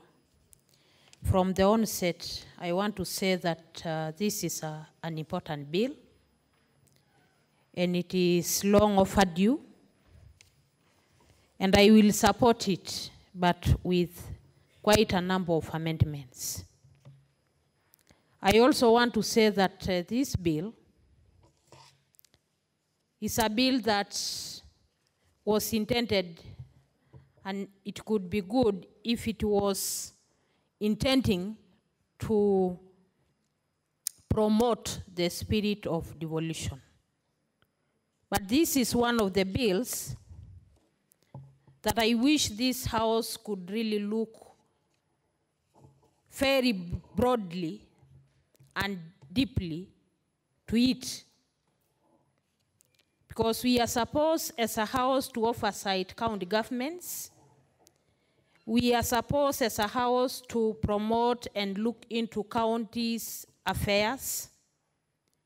And this bill, which is at the floor of this House, is one of those bills that will really, really demoralize the development of infrastructure in our counties. And therefore, Madam Speaker, I want to urge this House to take time to look into amending this bill, either aligning this bill to the functions of the county government, or we pass it as a Kenya National Roads Bill, and we remove the aspects of the counties. Why am I saying this? Madam Speaker, when you look at this bill, there is part 2, the establishment of the public road standard boards, which I request to read from the bill itself. The board shall consist of a representative from each of the following bodies: the State Department responsible for public roads, State Department responsible for matters relating to devolution, the Intergovernmental Relation Technical Committee, and all other authorities not having a single representative of the county governments, not having a single committee member from the county governments.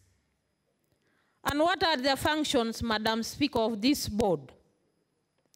The functions of these public roads boards, standard boards, are good.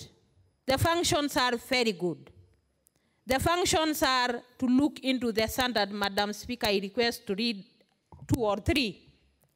The functions are to look into the standards for roads and bridges materials, designs, construction, maintenance and performance levels, standard contracts forms for work and consultancy services. The research and studies necessary for development and updating on public road standards. Quite good functions. But if we are lacking, Madam Speaker, the public participation, the voice of the counties in that important board, then I think this House should amend this bill to be a national road bill and exclude the county governments. The issue of classification is very good. Management and maintenance is very good. Because as we talk, the issue of maintenance of our roads is one thing. We put quite a lot of money in the roads we do. But when it comes to maintenance, several of our roads today are not passable because they've not been maintained for a long time. They develop potholes every day and end up being damaged completely. Due to the kind of floods we experienced few months ago, many of our roads are in very pathetic situations. Who is supposed to maintain, the confusion comes there. So the issue of maintenance, the issue of management, the issue of classification is very good in this bill. But the issue of county governments not being given a voice in these important authorities and boards is what makes me feel like it should not be a county bill. when you look at, Madam Speaker, the classification, which I say is good, there is a classification of some roads that have been placed under the responsibility of the county government, sorry, the national government, that are supposed to be in the functions of the county government. Roads leading or roads that are linking our constituency's headquarters, our county headquarters, have been placed in the national government mandates. I think that also needs an amendment so that we can put those roads in the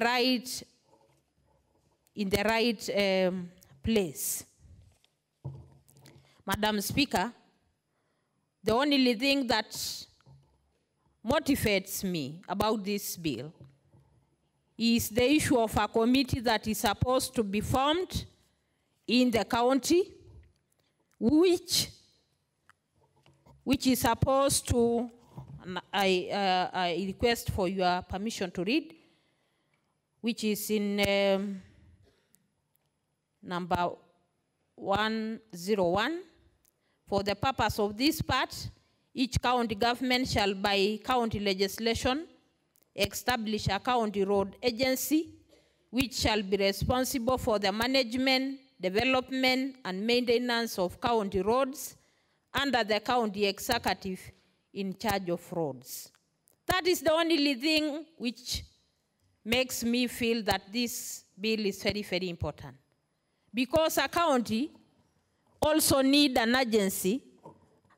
It needs a committee that can look into the data of the number of roads that have been done, the standard, and also maintenance of those roads, and continuous monitoring and evaluation of the work that goes on in our county.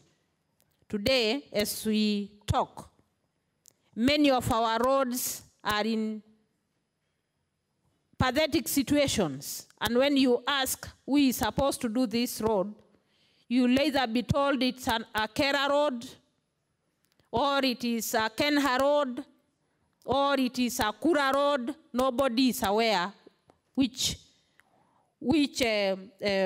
roads belong to which class. And therefore, I think having this county road agency is a nice idea for our counties, so that they can be able to have a database of their roads. Which one has been done?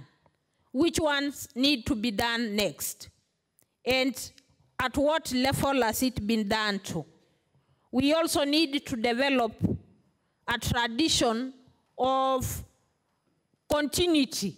If we were to finish this road and the money allocated to it was not enough, then we need to, in the other financial year, we need to allocate that road more money to finish it and do quality work. The agency also should be responsible in looking at the standards.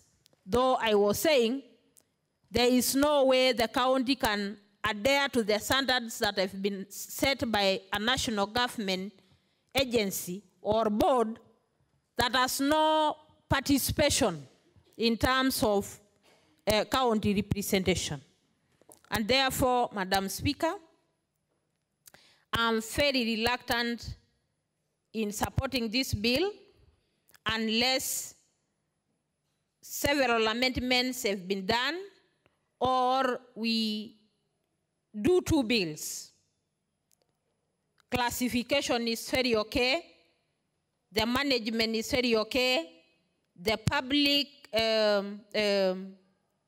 public road board standards authority is also okay, but if only it will have the representation of the counties that we are supposed to oversight.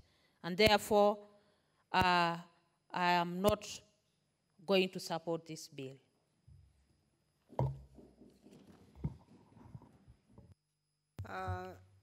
Thank you, Senator. Senator Halaga Bishiro. Thank you very much, Madam Senator, for giving me this opportunity to contribute to this all-important bill. Now, I also have a lot of issues with this bill, Madam Speaker. Madam Speaker, if I look at the number one thing that all senators have alluded to and have very passionately talked about is the issue of protection of county governments. Now, this bill, in its form and substance as it exists, does not. In fact, I think it takes away from the county governments. Why do I say this? Madam Speaker, this bill gives expressly to the CS the powers to reclassify roads. Now, if he has, and it doesn't really give provision for consultation with counties or any, consultative or accountable participation that is expressly, described in this bill. What that means, and it's been said in this House before, is that the CS or the national executives can one day wake up and reclassify roads and leave the counties perhaps with only the roads that go to the cattle dips, that as Senator of Narok would say. Now, that for us as this House, who under Article 96 of the Constitution are mandated with protection of counties and their government, is not on, bearing in mind that the big and large ticket items, infrastructure items, are actually roads. So for me, classification is not okay. I beg to differ with my colleague. I know she has looked at a lot of the other things which are okay, and obviously I'm not saying that the bill is bad in its entirety, but for as long as a bill does take back the gains from counties or does not support devolution and does not support protection and deepening of county governments, then, Madam Speaker, I have a problem with that. Additionally, Madam Speaker, I'd like to speak to the issues that have so passionately spoken to by Senator Mwaura about the quality of our roads, the amounts of money that we use to build these roads, because I know for a fact that we're building our roads sometimes with very expensive instruments. Multilateral instruments, such as the World Bank instruments, are usually very reasonable. But as a country, we are opting for the very expensive Chinese options. And this has been said before. I do not wish to belabor it, but again, in terms of roads financing, because this bill is going to be very expensive on our country, especially if it's going to be implemented through borrowing. As we speak, our ratio of GDP to our borrowing is pathetic. We have been downgraded. Our credit rating has been downgraded by Moody's, the credit rating agency, and I've brought this discussion to this House before, that we as a country, our sovereignty is at stake because we are not even creditworthy. And based on that, even our banks have been downgraded from credit rating of A to B. So for me, again, in terms of debt financing for some of these roads, there's a lot that needs to be looked at. Madam Speaker, I'd like to concur with my brother Senator of Narok that a lot of the bills that come before this House are very wanting with regards to their protection of counties or their support of counties. In fact, in very near future, I will bring a motion that will look into the issues of due diligence of bills that come before this House that actually take away from entrenching devolution. Because what we need, if in fact, I would propose, which I will bring a motion on, is to propose a committee that looks after our mandate. And what is that? Protection of counties. So that the legislation we make, there's a due diligence on protection of counties committee.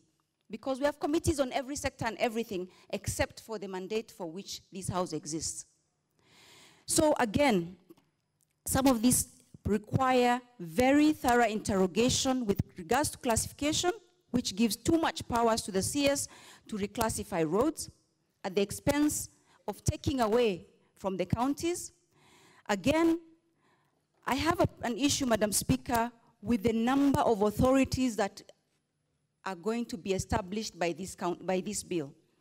We already have Kenha, Kura, Kara, I even forget what it is. The names, I've lost count. Now, we have all manner of authorities again that are being introduced. What this means is that it's very expensive. Each of these authorities and highway authorities are national, first of all.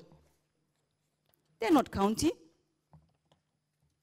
Now, that means that we're taking devolution back and actually concentrating decision-making and power into these authorities that are national by nature and therefore taking us back. But what about the expenses of this? And what about the possibility of corruption? Again, Madam Speaker, as we know, some of these authorities have been, and I don't want to accuse anybody, but have been known to divert public funds, and just by virtue of the waste and of the duplication of duties, instead of consolidating and perhaps making our public sector, our ministries of roads strong and have the right capacity to do this work, we are creating layers and layers and layers of authorities and parastatals that just take away from the developmental budget to recurrent budget. As we speak, over 50% of the country's revenue goes to recurrent budget. Creation of all these authorities is going to make our recurrent budget balloon even further, our borrowing go out of hand, our public debt, and our grandchildren will be paying for these things. But what is the quality of the roads? Today a road is made, tomorrow big potholes have developed.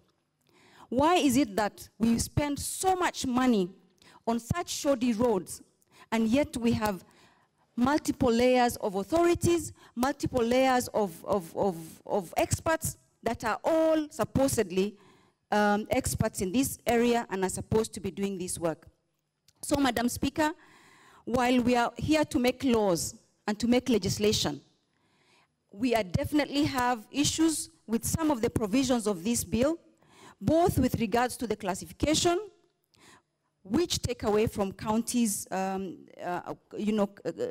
entrenching devolution, with regards to the cost of having this bill implemented because of the number of authorities and the number of extra layers that it proposes. But also, more importantly, even the manner in which these are going to be put in place do not seem to support devolution. Madam Speaker, some of the provisions here in the miscellaneous part 3 give a lot of authority again to the national government.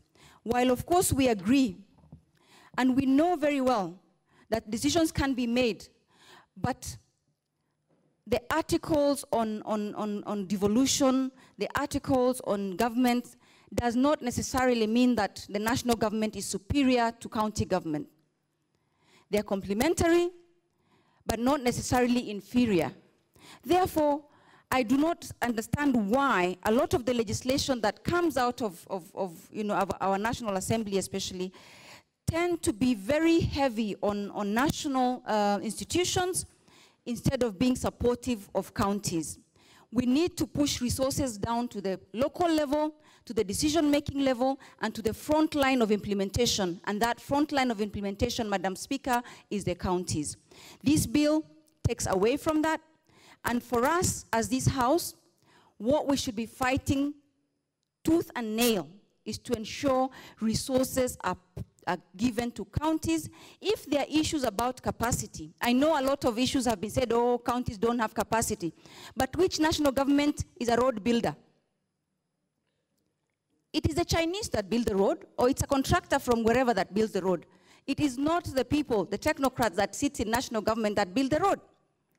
Why can it then, therefore, can we not have legislation that gives muscle, gives capacity to county governments so that they may then be able to supervise these contractors and be able to get into these arrangements? Because this idea that counties don't have capacity is being abused. There's no national government technocrat who is building the roads directly anyway. It is the international, or it's the Chinese that are building it.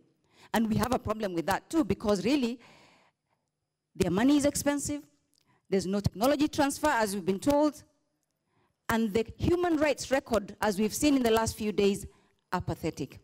Madam Speaker, on all counts, therefore, I think this bill needs to be interrogated further by this House, and the necessary provisions. We will give written memorandum, actually, in terms of just what needs to change. And I also don't support the idea of just passing the bill as a national bill. There's nothing that doesn't have interdependencies. And passing this as a national bill will still take away from counties, because it will create a backdoor from which a parallel system can go on without the knowledge of the counties. Therefore, it is in the interest of counties and in this country for the two arms of government to work together, to not be separated for whatever reason. That said, Madam Speaker, I'd like also to just speak a little bit to the issues of corruption. Now, everything that comes sometimes to this House has to be looked at from, does it tick all the boxes with regards to good governance of the resources and good governance of the implementation? We have already been told that a lot of the roads that have been done were done with double budgets and were below optimal in governance and have already fallen apart. So I think because this is a lot of infrastructure issues that are mortgaging our country and making sure that we are really putting our kids and the future generation of this country in a lot of debt, I do not wish to support this bill, and I wish that this bill be interrogated further by this House, or even by, with this feedback by the National Assembly, so that a bill that supports counties, a bill that encourages good governance of our resources, a bill that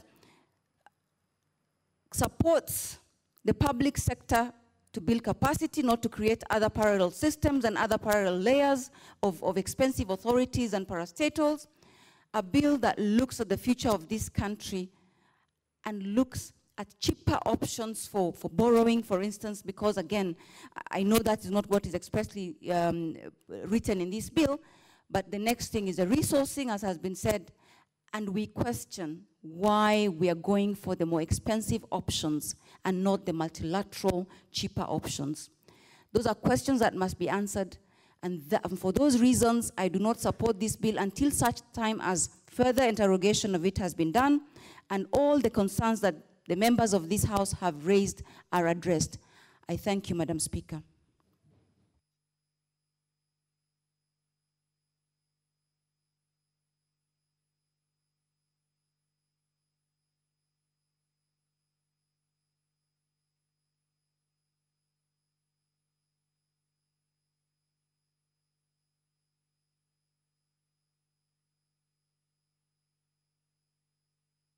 Senator for Mandera, am I seeing an intervention from you? Mr. Speaker, sir, Madam Speaker, pursuant to Standing Order number 99-1, I beg to move that the debate on the bill be now adjourned. This will enable the mover of the bill, the Senate Majority Leader, who is away on official business, to reply.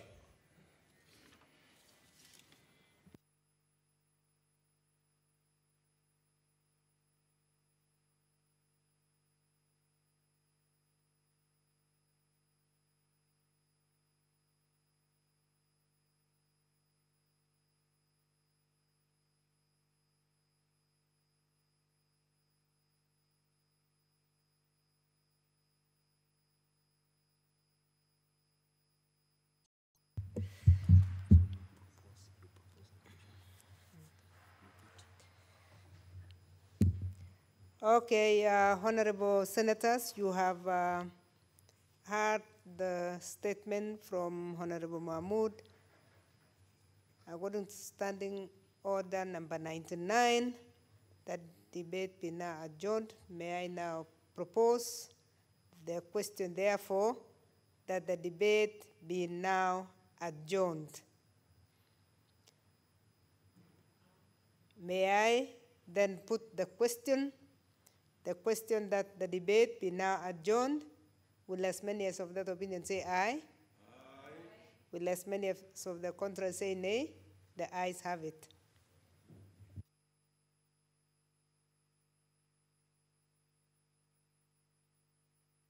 Honorable senators, we had skipped one very important sector of the statements from the leader of majority, and now we have the Honorable Mohamud taking charge of that statement. Honorable Mahmoud. Thank you very much, Madam Speaker. Honorable Senators, pursuant to Standing Order 46.2c, I hereby present to the Senate the business of the House for the week commencing Tuesday, 17 July 2018.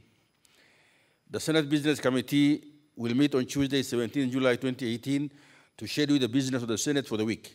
Subject to further directions by the SBC, the Senate will on Tuesday continue with consideration of business that will not have been concluded in today's order paper. On Wednesday, 18 July, and Thursday, 19 July 2018, the Senate will consider business that will not have been concluded on Tuesday, and the other businesses scheduled by the Senate Business Committee. Honorable Senators, the following bills are at second reading stage. The Retirement Benefits, Deputy President and Designated State Officers Amendment Bill, Senate Bills number 2 of 2018. The County Statistics Bill, Senate Bill number 9 of 2018. The Local Content Bill, Senate Bill number 10 of 2018. The Physical Planning Bill, National Assembly Bill number 34 of 2017. The Salaries and Remuneration Commission Amendment Bill, Senate Bill number 12 of 2018. The Impeachment Procedure Bill, Senate Bill number 15 of 2018. The Data Protection Bill, Senate Bill number 16 of 2018. The Energy Bill, National Assembly Bill number 50 of 2017. The Petroleum Bill, National Assembly Bill number 48 of 2017. The Irrigation Bill, National Assembly Bill number 46 of 2017. And the Kenya Roads Bill, National Assembly Bill number 47 of 2017. There are also bills due for Committee of the Whole. The Food Security Bill, Senate Bill number 12 of 2017. The County Boundaries Bill, Senate Bill number 6 of 2017. The County Government Retirement Scheme Bill, Senate Bill number 6 of 2018. The Office of the County Printer Bill, Senate Bill number 7 of 2018. The Office of the County Attorney Bill, Senate Bill number 3 of 2018. The Public Participation Bill, Senate Bill number 4 of 2018. And the Disaster Risk Management Bill, Senate Bill number 8 of 2018. The Senate Business Committee will also schedule pending motions for consideration. I thank you and hereby lay the statement on the table of the House. Thank you, Senator.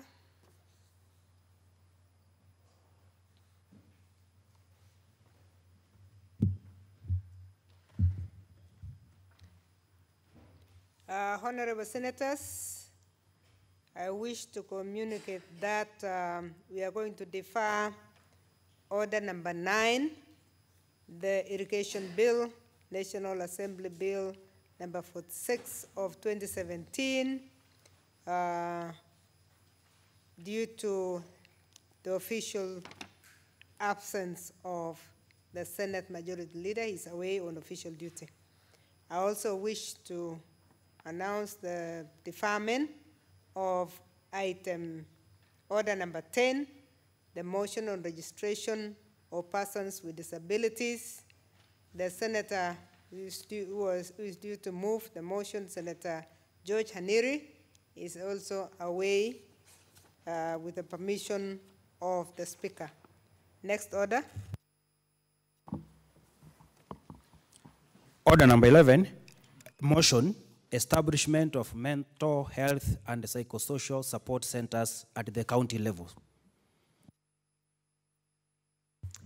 Senator Sylvia Kasanga and Senator Mercy Jabeni, co-sponsors. You'll tell us how you'd like to go move. Thank you, Madam Speaker. I will move the motion, and I'll call another senator to second, and Senator Jabeni will be there to support.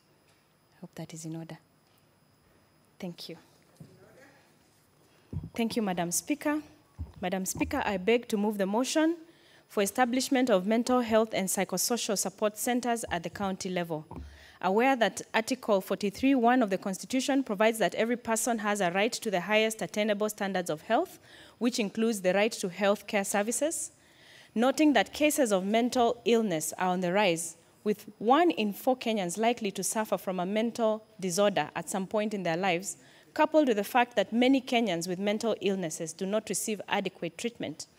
Concerned that the World Health Organization has ranked Kenya 6th amongst African countries with the highest number of depression cases, deeply concerned that there exist internal iniquities in the distribution of already low numbers of mental health workers in Kenya, with available professionals being concentrated in cities, leaving rural areas with very few professionals, if any.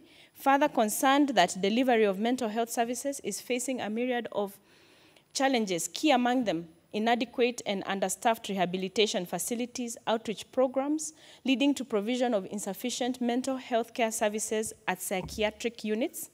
Now, therefore, the Senate calls upon the national government, in collaboration with the county governments, to increase the number of specialized, well-equipped mental health facilities and develop effective outreach and other mental health programs targeting Kenyans in remote areas and learning institutions.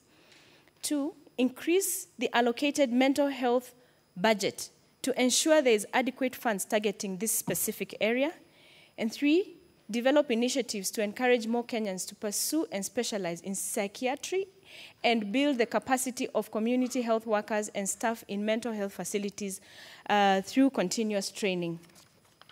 Madam Speaker, the reason why I bring this motion is because I feel that mental health disorder is actually a national disaster. And this is informed by various issues.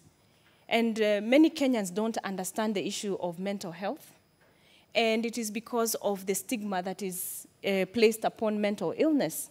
And mental illness canvasses a lot. In fact, in my research, I have come to learn a lot about mental health that I don't know. And if I don't know, and yet I have access to information, then I believe a lot of Kenyans do not understand what exactly is canvassed as mental health. The statistics alone, even from what I have read, are really scary. And in this country of ours where health is devolved, when it comes to mental health, we have only 14 mental health facilities in Kenya.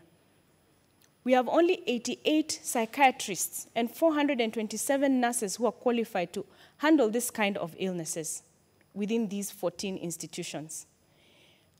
Mathare, which has a bed capacity of 700, there's Moi Referral Hospital, which offers inpatient services and can accommodate only 70. These mental disorders are common and widespread, and many Kenyans are suffering these illnesses. But also, they don't understand what are these illnesses that we are talking about. What is really mental health? But I'll come to that, Madam Speaker. Kenya has been ranked as 6th with the highest number of depression cases amongst African countries.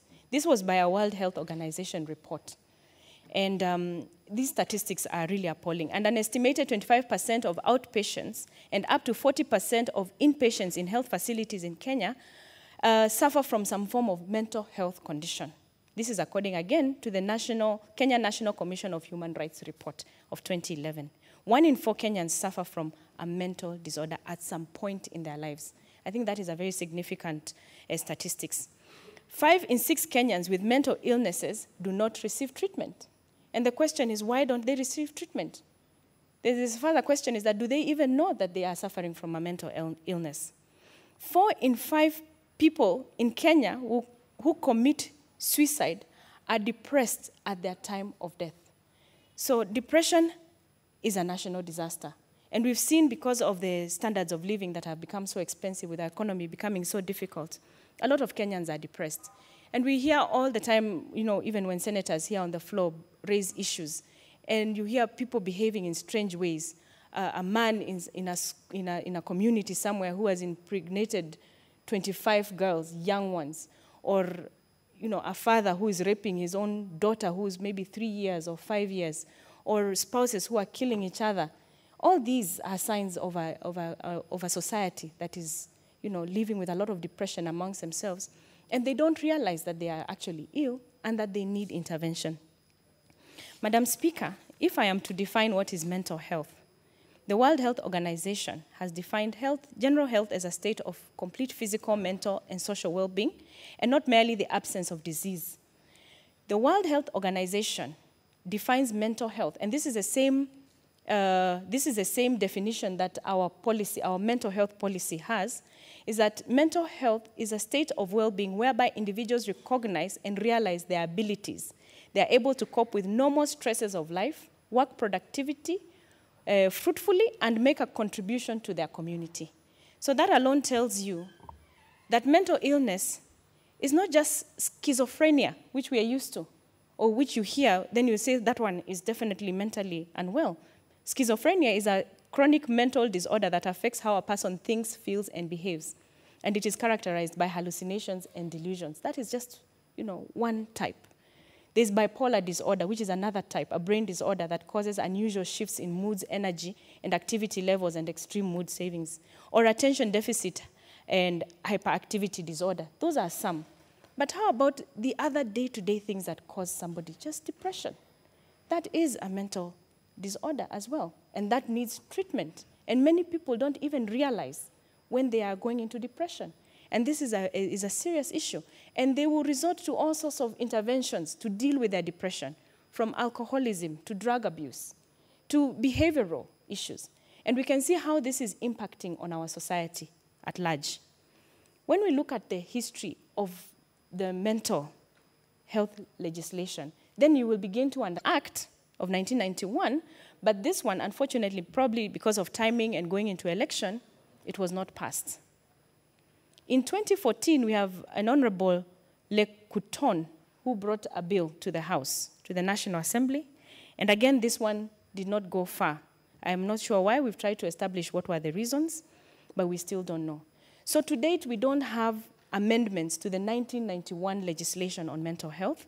What we have in the country today is a mental health policy, 2015 to 2030, which has largely not been operationalized. And this is where the problem now, Madam Senator, begins. If we look at what that Health Act of 1991 had, it has a section here, Section 7, if I may be allowed to just refer to it, that had a provision for district mental health councils, which I think was a very brilliant idea at that time. And if we are to amend this, which I am hoping to work with several stakeholders, we need to devolve the mental health to all the counties, with the establishment of health facilities, mental health facilities in each county. The 14 that we have is not adequate. The idea that they had in this bill, that there should be councils at every district, which leads to, of course, having access to the facilities in those districts, is alluding to the fact that it was envisioned and it needs to be actualized. And this is something I would really wish to see, and I look forward to working towards it. But by the time we get to that point, Madam Speaker, forgive me, we need this infrastructure to be put in place. Because it has been envisioned in the policy as well, we need to devolve mental health completely down to level. We need to advocate for one mental health support facility within the villages and at least one fully equipped mental health facility at county level. It can be either a part of either level 4 or level 5, but it needs to be there, accessible at every county. It needs to be fully equipped as well. Currently, what we know about Mathare, if you do remember, I think there was a report, there was a petition done in the last parliament, in the 11th parliament, in 2016. There was a petition brought by Mr. Elijah Kingori regarding the deplorable state of the mental health facilities in Kenya. And case in point was Mathare Hospital. And largely, what has been recommended in this report is yet to be actualized. And one of the recommendations they had made, because of the pressure with which Mathare Hospital has to handle mental cases, as well as handling forensic mental issues, as well as prison. It's a prison for the mentally ill prisoners.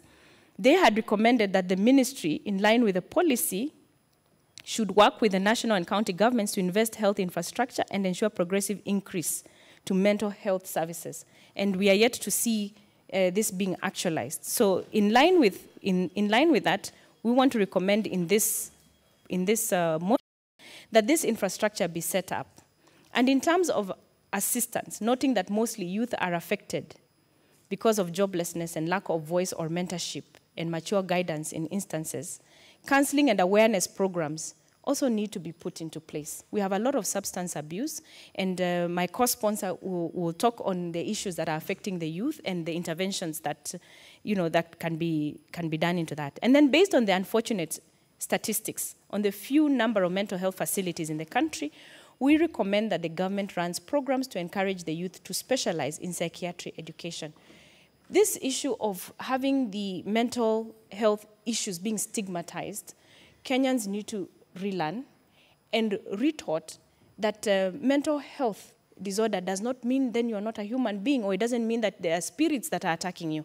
It's a disorder, it's an illness that can be sorted, and there are ways of treating it.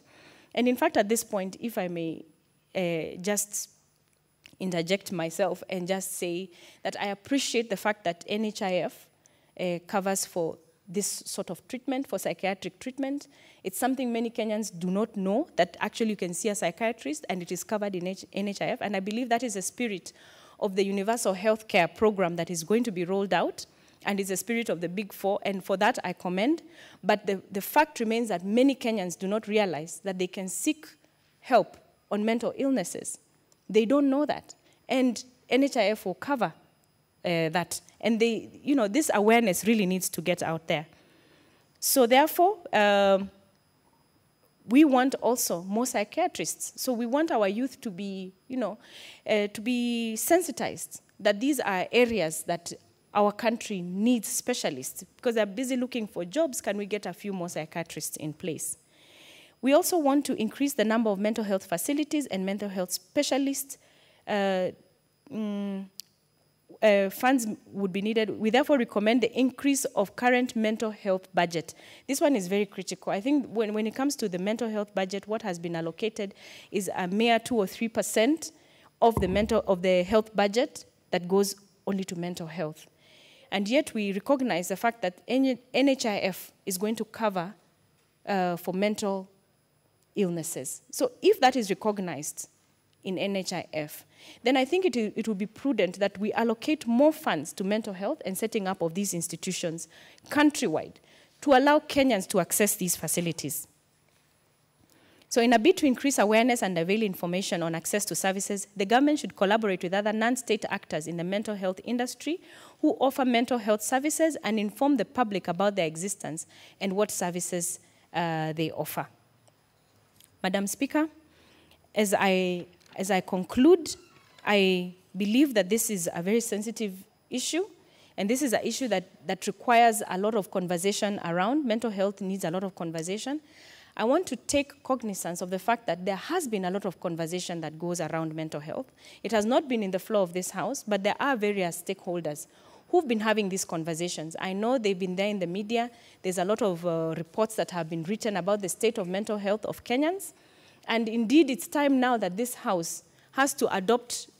In the Health Act that has been referred to 1990-91, it was quite clear to me that we had a paucity very, very few figures of trained, properly trained in this country. Up to date, we only have about 88 psychiatrists in this country, a very, very pathetic figure, and hardly 427 nurses who are trained to handle both psychological cases, some of them bordering in the level of depression. And when you look at this and you're looking at the volume of the clientele that are likely to handle, 11.5 million, it's just a drop in the ocean. We just a scratch on the surface of the ocean. And therefore, it is incumbent upon any state that has a disease burden of this magnitude to be able to put into place the measures that are available. What are the problems? What is the main problem? Any person or any patient, he has a right or she has a right to health, who requires hospitalization, there are no beds available. If you talk of Mathare, which is a national mental hospital, it's only had 700 bed capacity. And there are small other health centers here and there of smaller capacities. The second largest maybe would be Moi Referral Hospital, which has got a capacity, bed capacity of about 70 beds. And therefore, in terms of availability of space to be able to attend to the people who have a mental illness, we don't just simply have that space. And therefore, it's incumbent upon any government, whether national government or county government, now that these issues have been developed, the county governments, therefore mental health will squarely fall within the county governments. It's incumbent upon the county, national government, and the county governments to set up these facilities because the populations need them. And it's interesting that one of the things, Kenyans are very peculiar people. When they hear mental illnesses, they have perceptions. Oh, I'm sorry, this requires what do you call mental illness is somebody who was a traditional healer, and that's why you find traditional healers thriving through ignorance in the pretense that they know how to handle mental illnesses. That's why you find people again shying away, thinking it's a spiritual matter, that somehow or the other their spirits are disturbed. Therefore, they want to approach the religious people to attend to them in this manner. And what are we doing to our populations, the people who are sick? We're destroying them. Because we're just simply destroying them. Once you resign them to the spiritual group, you resign them to the traditional healers, then they will not be able to get the appropriate treatment. What is so interesting, Madam Speaker, is that these are treatable conditions. That's the beauty about the whole thing, that once you are able to clearly define the causes of these mental illnesses, these are treatable causes like any other causes of illnesses in any hospital. So what point am I trying to make, Madam Speaker? What I'm saying is that we should now integrate mental health with the primary health care. There should be no desegregating, other than those who show what I call compulsive tendencies towards physical manifestations of fighting or destroying things. Those may be confined into other rooms while we attend to their mental illnesses. Depression, even you senators, me included, one time or the other we have depression as soon as we approach the elections. You don't know what is the outcome. Therefore, everything going through your mind, that's including a depressive psychosis moment. And you cannot run away from it. Would you say that you are not sick? You are sick. And all you need is somebody to come and tell you it will be all right with you. A counselor, somebody, your supporters coming to you, telling you, yes, we're going to make it in these elections. And then you brighten up, you go out there, you speak with force. So what I'm saying, these elements, simple depression, can be handled by a well-trained health worker, can be handled by counseling, going to the hospital in the normal way of being checked for various items and things that require counseling. and they will be told, yes, I think it's because of this and that you are down. And therefore, if you do the following, you will be able to be okay. Because some people have very queer interpretation of mental illnesses. They say it's somebody who has been bewitched, somebody who has some spirits from the devil. This is a human being. He has no different spirits than what you have in you. And therefore, we need to look at this and be able to deal with it manually. Now, globally, just to give you a scene, there are about 450 million people who have depressive psychosis or who have mental illnesses. When you look at this group and you try to analyze who they are low-income groups and the people who are poor. Then we start asking a very fundamental question. Why would the low-income group be depressed, have mental illnesses? Why would the poor people have mental illnesses? Obviously, the daily needs of the family, the daily requirements in the households, the daily requirements for school fees, the daily requirements for some cattle which have been stolen by somebody and they cannot be able to replace them. Very simple things that once you take corrective measures along those lines, and then these people are normal. They will come back to normalcy.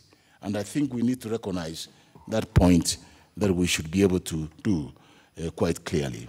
So it's the disorder of the mind. It's the mood. When we are talking here, when we're not angry, we are normal. But when you are angry, you are sick. That's a mental illness. Just an anger. It's an expression of inward frustration. You want to vent out your anger. That's why sometimes even in funerals, when people are crying, let them cry out. So they vent out that loss because it creates a vacuum that they feel is very difficult to fill in. Let them vent out, but not excessively, be able to advise them to come back to normalcy. So it's just a question of a mood. On our daily experiences, you and me go through this phase. The mood itself, you change your moods. Families, children change their moods against their parents. Husbands and wives change moods and they start fighting. That's a mental illness. But if they're able to sit down and reason together, then they're able to move forward without any difficulty. Thinking. You may think about money. Money is the source of evil. And I think money has caused more havoc than anything else. People want to know how to earn money. That's why you have some of these miscreants in society, anti-social elements developing, because in pursuit of wanting to satisfy their ego and their interests, they are now able to go into areas that are dangerous in terms of behavior in society. And therefore, you need to be careful. People looking for money. That's where you get petty thieves coming from. These are our mental illnesses. Why should you steal if you are normal? You should be able to ask for it if you don't have it. But you know they go stealing because they are disturbed. They don't know how to survive. And then they go to that extreme extent where they become violent, robbers, and everything else. Madam Speaker, I was going to ask a little more time so that I can dress up this motion.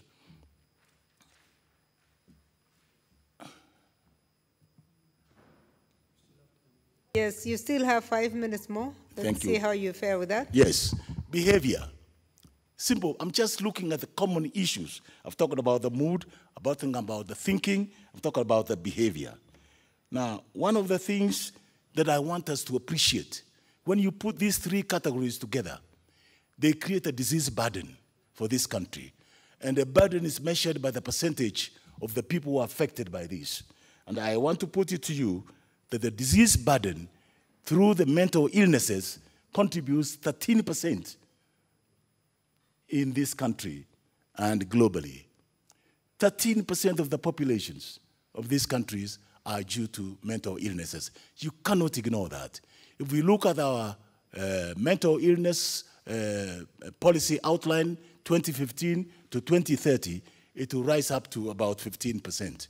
So we must see it as a burden of disease that we must deal with, not run away from it. I must mention about stigma. So once somebody labels you as having a mental illnesses, there is some level of stigma which is very difficult to erase, like the stigma of HIV/AIDS. When we had HIV/AIDS, I had a very difficult time in trying to get Kenyans to accept and think, when I was the Minister for Health, that HIV/AIDS is a normal condition. It's only caused by a virus, but you need to know how to manage it. You need to know what kind of foods you want to take, nutritional requirements, the micronutrients that you need to take. And of course, if there's gone the viral load density is very high, then you need to take some antiretroviral drugs. And therefore, it was a question of image and psyche on how I want to deal with these things. And I think when we got around it, and I realized the most affected people were the young people. That's when we brought in that popular band from New York, Kool and Gang, in the Nairobi here, the Uhuru Park. And the whole idea was to be able to attract the young people. And in the process of attracting them, I said, why don't you know your HIV status? Because I was sure at that time that 90% of the Kenyan population were HIV negative. It's only 10% to 14% because that was the overall prevalence rate at that level. Similarly, we can be able to adopt a similar approach in approaching the mental illnesses like any other normal illnesses that we want to deal with, and deal with this issue of stigma, because the minute you stigmatize that patient as mental, nobody wants to touch them. So what is the consequences of this? There are many sick people, mental illnesses cases, hidden in the house, bound up in the house, neglected, and that's obviously human rights abuse. Because all you need to do is take them to a health facility. Now, that's where the move of this motion, Senator Sylvia and Mercy Jeben, I want to thank you because it's now we're saying we must get this issue head on, because it's not a difficult issue. It's a preventable condition. Now, you will be surprised to know that some of these orders which are genetic are very few. They're not the majority. Therefore, what are these others? These are acquired, like the social stigma that we put around ourselves. Psychological, some may be biological, some may be environmental factors. I've talked about the environmental factors, the pressures around, poverty, a meal for the day. How am I going to survive today? That's why when we say we are creating poverty, when we fight corruption, we're not doing it for the sake of it. We are saying we are driving the populations of Kenya to the level of depression because they don't know how to survive on a given day. They are waking up every morning wondering how they should be. And only a few individuals, greedy individuals, are grabbing this money to be able to make themselves happy. Even they themselves, with so much wealth, they don't even know how to sleep. They have sleep disturbances. That's also some form of mental illnesses. And I think we need to look at this as a holistic thing and be able to handle it because it's within our purview, it's within our competence, and we can be able to handle it if we have enough facilities in the hospital. Like you walk to an outpatient, you can also walk out to any mental health clinic and be able to be served comfortably, and you're back home and you're fair and square and normal. Some are as a result of causes of trauma. During birth, delivery, mothers have some difficult deliveries. That's why the universal health care will take care of the primary health care issues so that we have a normal delivery process without having to create more mental cases through this problem. And then you have the brain injury and the drug abuse. Now, I must talk about drug abuse because this is one of the areas, and alcohol. These are some of the areas where we've been able to create so many, because they have drunk themselves silly. When you drink three more minutes, I think we are learning a lot. They've drunk themselves silly, and once they've drunk themselves silly, they need some kind of rehabilitation. And this is a withdrawal syndrome, that you want to withdraw from alcohol, but you must be in a position to treat them. Even though they appear with mental symptoms, they will still be treatable, And we have seen a lot of alcoholics recover to normal. Some of them are now the greatest pastors around this country and in the world, from alcoholism to pastors. People saving souls. And I think what the point I'm trying to make, Madam Speaker, is that these are issues that we can deal with squarely. And finally, we must know in our daily life how to treat anger, how to treat anxiety and panic when you are faced with a difficult situation, how to be able to deal with depression, simple depression. I'm not talking about the compulsive and depressive depressions.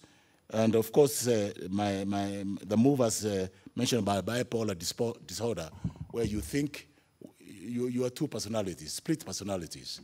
And this can then be handled by the experts, mental health experts, who can be able to do it and must learn how to deal with the drugs in our society. So in conclusion, what I'm really saying is that mental illness is a treatable condition. We must create services, infrastructure at our county level, because county hospitals are capable of doing that. We must increase the number of doctors who are trained as a psychiatrist. We must increase the number of nurses who are trained as nurse psychiatrists to be able to take care of them, and you will find that the going will be very smooth. That this kind of burden of disease we are carrying as a nation can be lightened and become much easier.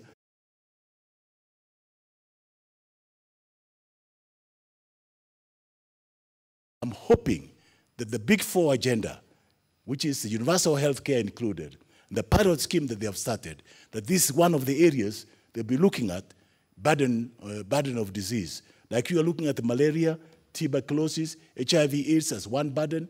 You must also look at the antenatal care and postnatal care as another burden. Look at the mental health care as another burden, and look at the immunization and the other issues as another burden, which are all manageable within the budgets that we can be able to provide. And I think one of the issues that the government, the national government must do is a timely release of resources to the county governments so they can be able to attend some of these innovative centers. I know we are putting up some sophisticated cancer issues, but there are more people dying of other issues than cancer alone. I appreciate that we must do so, but I think we can save a lot of our populations from these depressive disorders so that they're able to be normal individuals walking around like proud Kenyans, living in their country with ease and with comfort. I thank you for this, and I second this motion. Thank you, Senator. Now, the motion having been seconded, I now propose the question that the establishment of mental health and psychosocial support centers at the county level, aware that Article 43(1) of the Constitution provides that every person has a right to the highest attainable standard of health, which includes the right to health care services, noting that cases of mental illness are on the rise, with 1 in 4 Kenyans likely to suffer from a mental disorder at some point in their lives, coupled with the fact that many Kenyans with mental illness do not receive adequate treatment, concerned that the World Health Organization has ranked Kenya 6th among African countries with the highest number of depression cases, deeply concerned that there exists internal inequalities in the distribution of the already low numbers of mental health workers in Kenya, with the available professionals being concentrated in cities, leaving rural areas with very few professionals, if any. Further concerned that the delivery of mental health services is facing a myriad of challenges, key among them inadequate and understaffed rehabilitation facilities and outreach programs, leading to the provision of insufficient mental health care services at the psychiatric units. Now, therefore, the Senate calls upon the national government in collaboration with the county governments to 1, increase the number of specialized, well-equipped mental health facilities and develop effective outreach and other mental health programs, targeting Kenyans in remote areas and learning institutions. 2, increase the allocated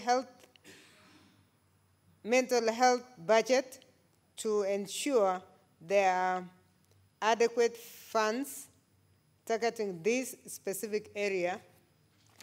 And can I allow the member to move in? Please walk in.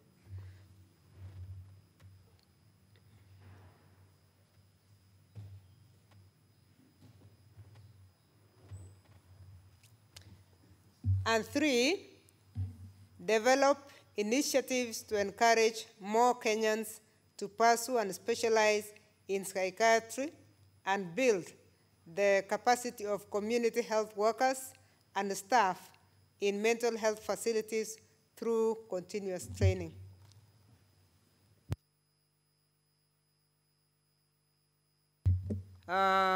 Senator Olekina Ledama.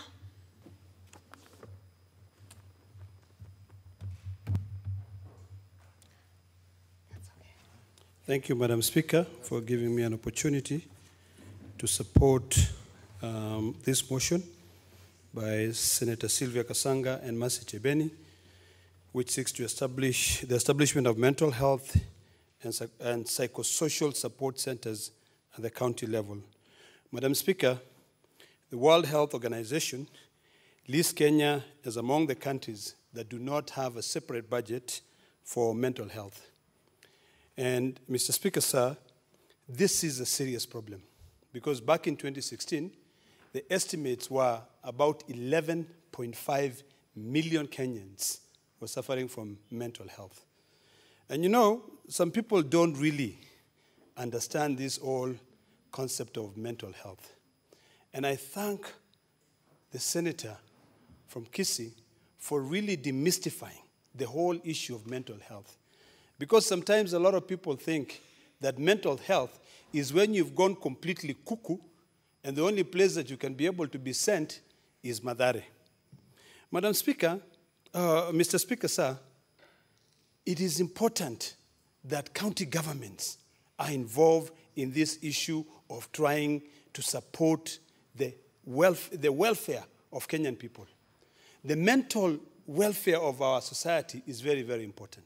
Every so often, all of us suffer some form of mental illness. Some of us are stressed on a daily basis, Mr. Speaker, sir.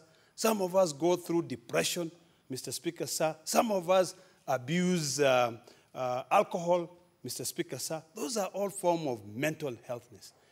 And it is sad that in this country, we call Kenya, where we fight so much and we brag about having a huge budget focusing on healthcare, that we cannot even support the people who are suffering from some form of mental illness. Mr. Speaker, sir, I worry about the disabled in this country. You find that somebody is disabled. That was not what they intended in life. It just happened to them. And then on top of that, they also suffer some form of mental illness. Now, if this country cannot come up with a separate budget which is dedicated to building these healthcare facilities, how are they going to be able to support this economy, Mr. Speaker, sir? Mr. Speaker, sir, this is an excellent motion, which I hope that even the Ministry of Health is keenly listening. Because when you try to look at the number of shrinks or psychiatrists, doctors in this country, it is below par. Mr. Speaker, sir, when you look at the nurses who are trained to be able to attend to people with some form of mental illness, there are very few. I remember reading somewhere that there are only 427 in the whole country. Mr. Speaker, sir, when we talk about devolution, today I was actually saddened to read something in the papers that says that county government will lose most of their health budget. This is absolutely ludicrous. what we need to do is to focus on building our healthcare facilities, the well-being of this country. What really annoys me the most, Mr. Speaker, sir, is that even insurance companies in this country do not pay for mental illness. Yet it's a form of getting health support. So, Mr. Speaker, sir, it is very, very important that when we talk about building policies in this country, we should really consider these people who suffer from some form of mental illness. That is the only way we can be able to build this country. When you read that, according to the Kenya health policy, that about 25% of those people who seek outpatient treatment suffer some form of mental illness, it worries me. And then when you go and you find about 40% of the people who seek for inpatient treatment have some form of mental illness. And when they go and seek this support, they lack where they can be able to go, Mr. Speaker, sir. In the whole entire country, the move of this motion stated that there are only 18 facilities. Mr. Speaker, sir, if you ask me, some of us where we go and seek some form of support is we seek it in the computer. I've personally downloaded an application called Calm to probably calm me down from all this stress of this work. So seriously, if all of us are going to be trying to find some solution, yet we have a country, we have taxpayers who pay money, we have devolved services, but we don't want to accept that we've devolved them, it actually begs a lot of questions in terms of our priorities in building a healthy nation. Mr. Speaker, sir, you find that when some people, especially in rural areas, cannot be able to get access to any form of support, maybe from depression, from stress, this escalates further to a point where they completely go cuckoo, Mr. Speaker, sir. And the only place that their family sent them is Mathare. Mr. Speaker, sir, this is something that has affected me as a person in our family, where at a younger age, my brother was diagnosed with some form of depression. And because there's nowhere he could be able to seek support, he was sent to Mathare. That affected his quality of life. Most people in this country who live in rural areas or in slums end up suffering tremendously. Their quality of life completely changed because this government has not sat down and developed a policy that builds or that comes up with a completely separate budget to cater for the mental health care facilities. I think, Mr. Speaker, sir, it is important that when we are talking about devolution, we look at it wholesomely. We ask ourselves, as a person, what would I want to be able to have around my surrounding? A person from Narok should not be coming to go to Mathare to be able to speak to a shrink if he's going through some form of depression. A person from Samburu should not travel all the way to Nairobi to be able to go to Kenyatta National Hospital to seek for some form of mental support. Mr. Speaker, sir, it is a high time that the Ministry of Health really listens to what this country is calling for. We are calling, and that is the reason why, Mr. Speaker, sir, we are in this house.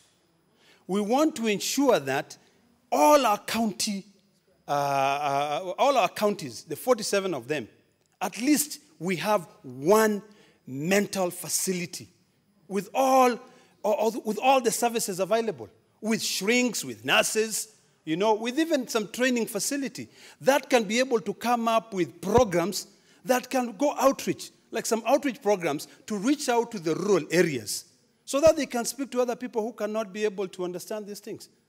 It would be imperative for us as a country to make healthcare, not only healthcare in general, but mental healthcare as part and parcel of our daily policy.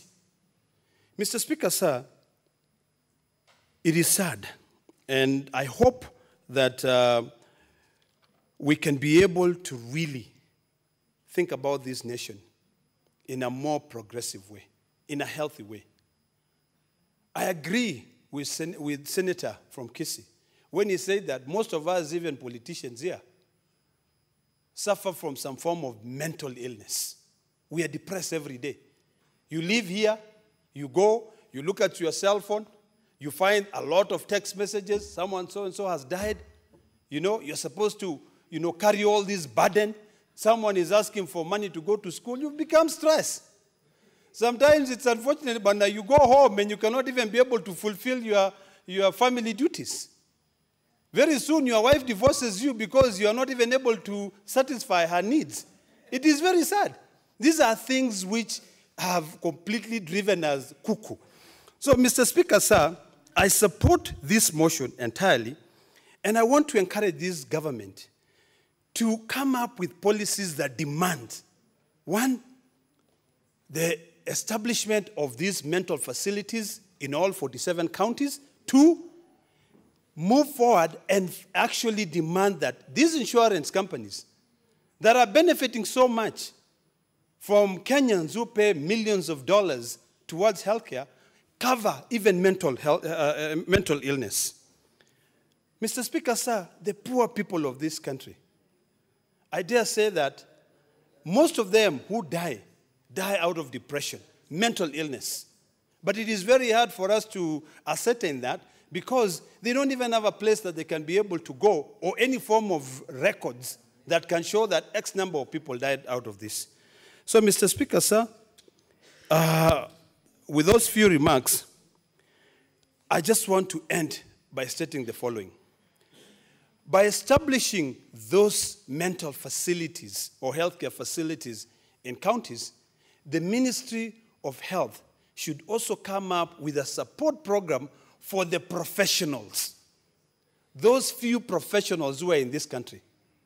I dare say that a majority of them actually end up dying of depression because they do a terrible job in taking care of their own health.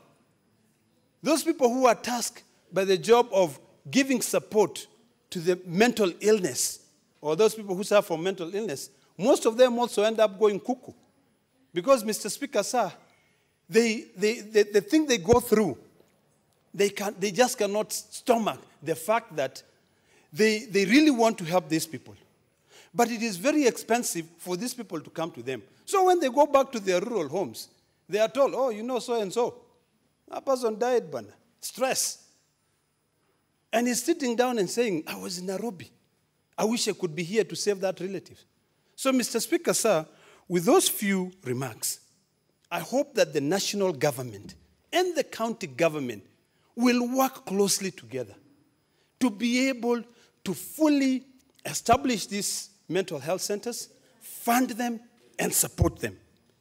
You know, once they do that, they now even encourage our youth. They encourage Kenyans to be able to pursue careers in mental health care. A lot of people, I'm sure some young people, when you ask them if they want to become shrinks, they'll tell you, yes, I would want to be able to help somebody. Mr. Speaker, sir, I want to commend the NGO world. Here in Nairobi, I know of two. I know Amani Counseling Centers, where they do a lot of work across the country. It's an NGO. You know, we pay taxes in this country. All work should not be left to aid. It is making us become beggars. It is actually putting us in a very awkward position, Mr. Speaker, sir. No wonder some of us choose to download applications that can help us sleep when we are so depressed, because there's nowhere we can be able to get this. So, Mr. Speaker, sir, with those few remarks, I beg to support this motion. Thank you, Mr. Speaker, sir. Senator Alice Milko.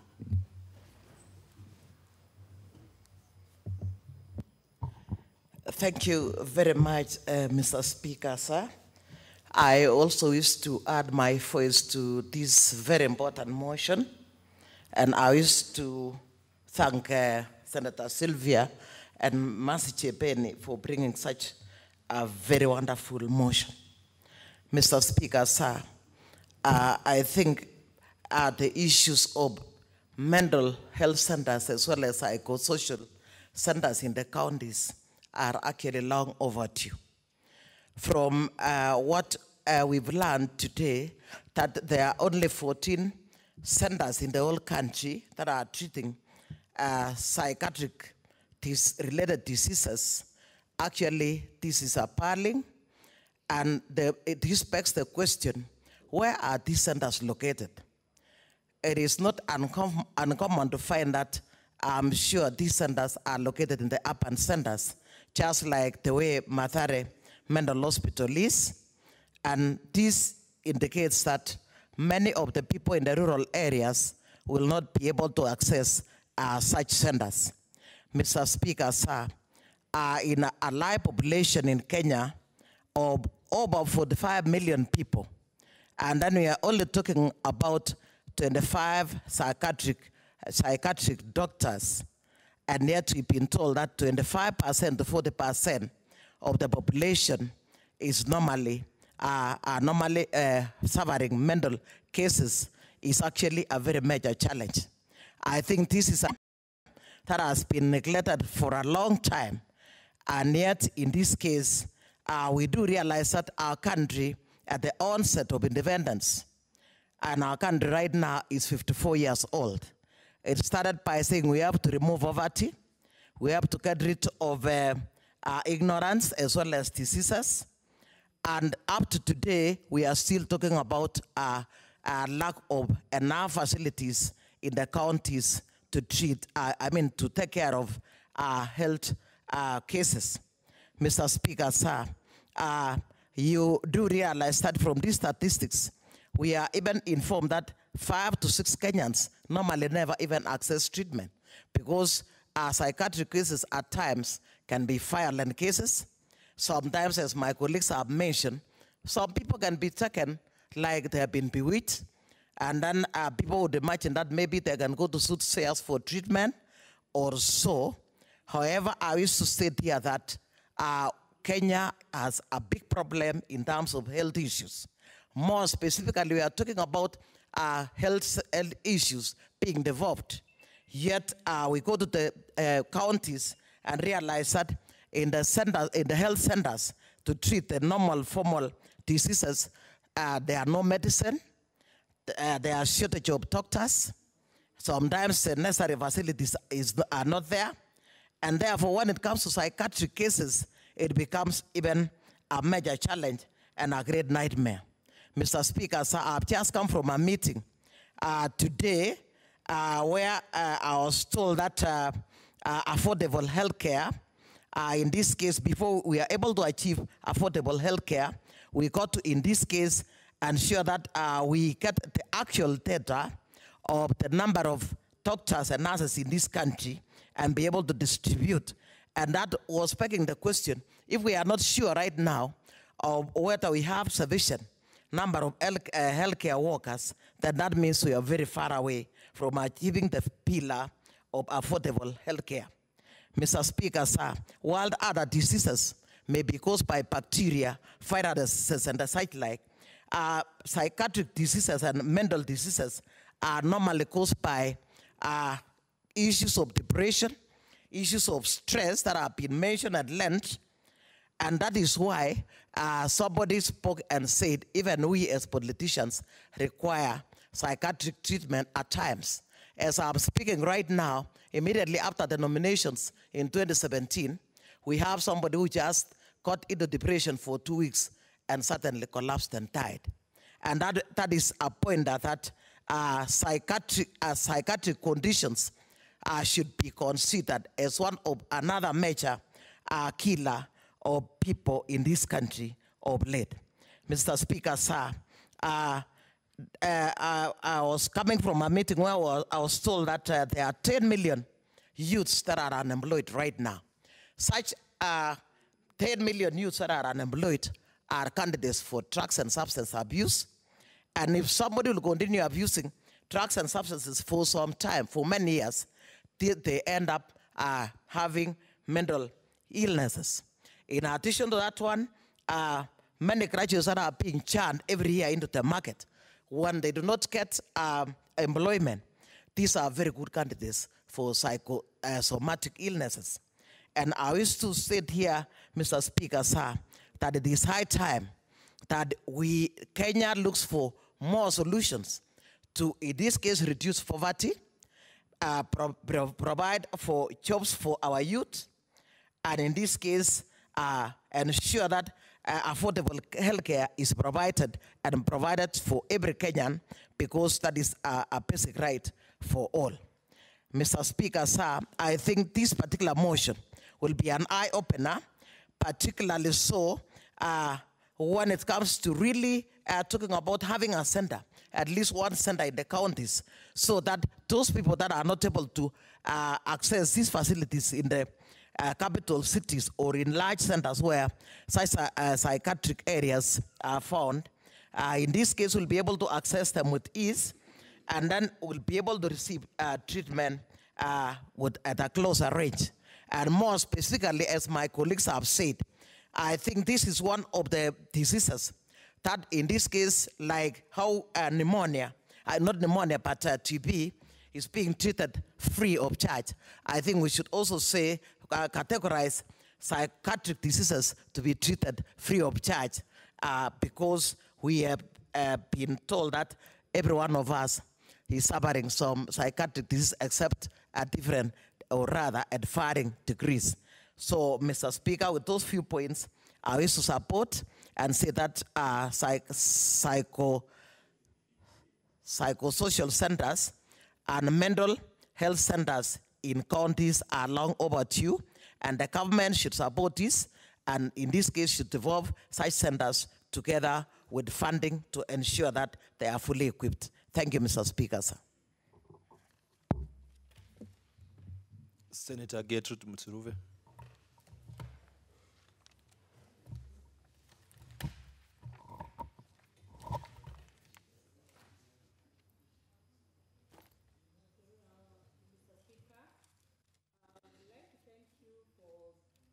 Sorry. Mr. Speaker, sir, I would like to thank you for giving me this opportunity to actually contribute to this very, very important motion that has been brought to the floor of this House. And Mr. Speaker, I want to start by saying that mental health is very important. And I want to say that when we are talking of the big four national agenda in this nation, Mr. Speaker, the big four cannot be achieved if the citizens of this nation are not mentally healthy, Mr. Speaker. And I want to say, Mr. Speaker, that when we even look at the sustainable goals that every nation is fronting world over, our vision 2013 is to ensure the well-being of every person in this world. And I want to say, Mr. Speaker, even as a country, we have to really anchor our things, our developments on the sustainable development goals, Mr. Speaker. And why am I saying this? I'm saying this because as a nation, we do not want to be left behind, Mr. Speaker. When other nations are concerned about the well-being of their citizens, Mr. Speaker, this nation should also be concerned about the mental well-being of the citizens of this country. And I want to say, Mr. Speaker, that there's need to actually ensure that all Kenyans are mentally stable. And I want to say, Mr. Speaker, that when we are talking of mental stability or mental health, we are looking at a situation in which someone is physically and mentally stable to do whatever he is supposed to do in this republic of ours, so that everyone can add to the development of this country, Mr. Speaker. I want to really, really commend the two senators who have come up with this motion, Senator Chebeni and Senator Sylvia. And I want to say, Mr. Speaker, they have said very, very clearly that in 1991, the Mental Health Act was enacted. We are talking of 1991. And even after 1991, there has not been a council that is mandated to carry out the functions of this body, Mr. Speaker. So it actually means that actually this board is a toothless bulldog. It doesn't have the teeth to perform the functions that it's supposed to function without a board, Mr. Speaker. And Mr. Speaker, I'm saying clearly that when it comes to mental health, it is a county issue. Because counties are supposed to provide the ambulances, counties are supposed to provide the health facilities, counties are supposed to even provide the medics who are supposed to actually ensure that Kenyans get healthy. Mr. Speaker, I want to say that this is a motion that is very relevant for this House. As senators, we have to be keen to find out what exactly is happening in the counties. Are counties doing anything to ensure that Kenyans are mentally healthy, Mr. Speaker? The senators have said also clearly that there are only 88 psychiatrists and 427 nurses qualified in this area. Really? Mr. Speaker, this is a very serious statement that in a nation like Kenya, with a population over 10 million, has only 88 psychiatrists and only 427 nurses who are qualified to administer to all this population. Mr. Speaker, there is need for the government to really ensure that it is serious with realizing one of the 4 big goals, which is health. Mr. Speaker, mental health affects the health of Kenyans. And if this situation is not arrested, if this situation is not addressed, we are going to have people getting into depression because of the mental issues they have. We are going to have people even flooding in hospitals. And this should not be the case, Mr. Speaker, because we have to really implement the goal that we are fighting for as a country, that is providing health for the citizens of this country, Mr. Speaker. The senators have also said that 1 in every 4 Kenyans suffers from depression. That is a statement we cannot take for granted. They have also said 4 out of 5 suicide cases are caused by depression. Mr. Speaker, life is very important. And even constitutionally, it is so clear that every citizen has a right to life. Article 27. Mr. Speaker, there is need for us to really anchor whatever we are doing and whatever projects that are being done to the Constitution. And it is important for governors to take seriously this issue of health and ensure that they devolve the services so that the services reach the common man, Mr. Speaker. We have been elected for the purpose of serving the citizens of this country. And serving the citizens of this country, Mr. Speaker, demands that we are committed to the work that we are doing, Mr. Speaker. And I want to say, Mr. Speaker, that all the issues that we bring to the floor of this House, they're not very issues that you can joke with. They are serious issues that affect the citizens of this country.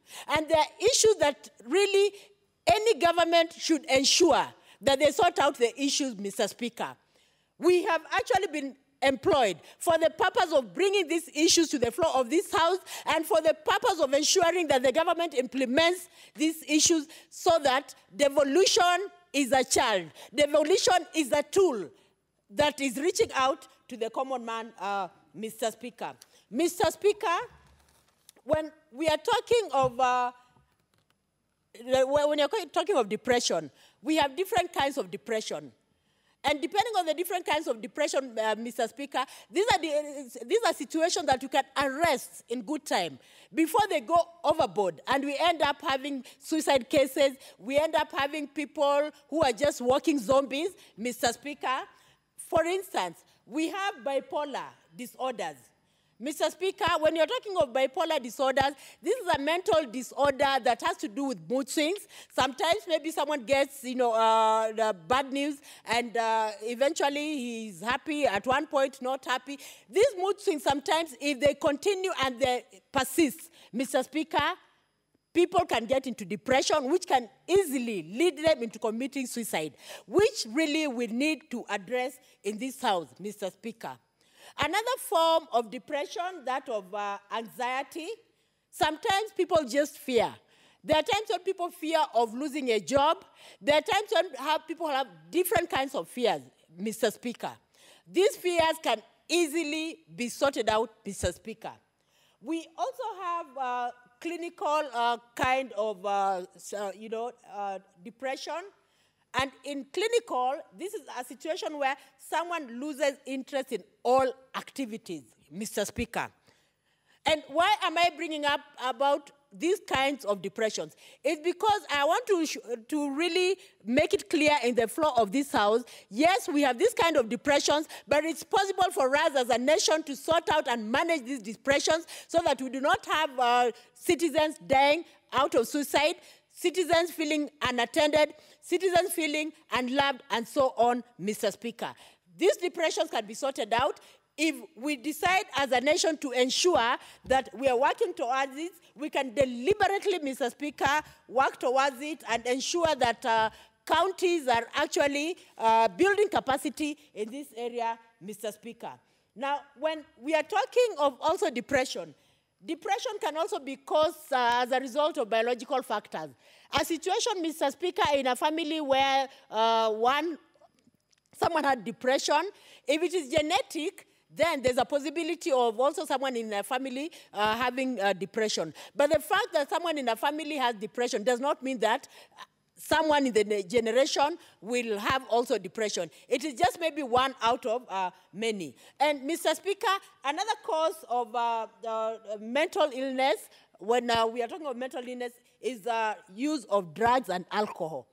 We have youths in this country who are actually abusing drugs and alcohol, Mr. Speaker, and that is another cause of depression.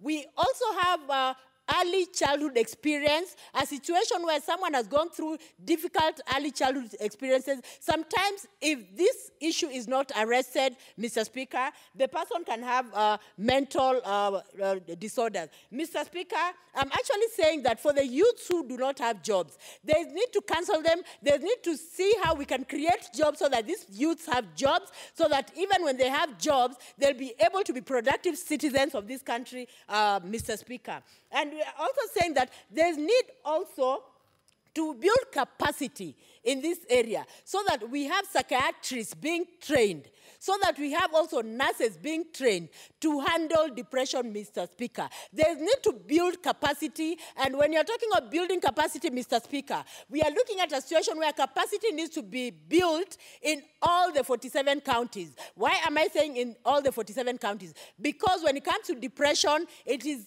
a problem that is across the board. It can be in all countries, and so there's need to build capacity in this area.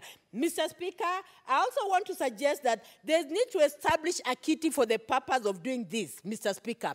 There's no way health centers can be established. There's no way these centers can be established if a kitty is not set aside, Mr. Speaker. There's need to set aside a kitty for this purpose. And when a kitty is set aside for this purpose, Mr. Speaker, there's need to oversight the kitty so that we ensure that the money that is set is really doing the purpose for which it is intended, Mr. Speaker, so that the citizens of this republic can benefit from the funds that will be disbursed in the kitty, Mr. Speaker. So I want to strongly state that I support this motion that has been brought by the two senators, and I hope that this motion will go to a different level, a higher level, where eventually it becomes a policy that will even translate to a law of this country, Mr. Speaker.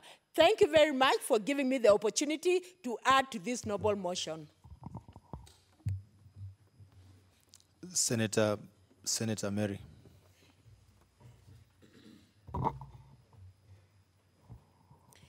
Mr. Speaker, thank you for giving me a chance to also contribute to this important motion. And from the onset, I want to congratulate my two sisters, Senator Chebeni and Senator Kasanga, for having thought about this group of people who are rarely being recognized and being thought about by many, many people in this country. Mr. Speaker, mental cases in our country and in most of our communities are always referred as social misfits. They are referred as people who have been bewitched or people who have been cursed by their ancestors.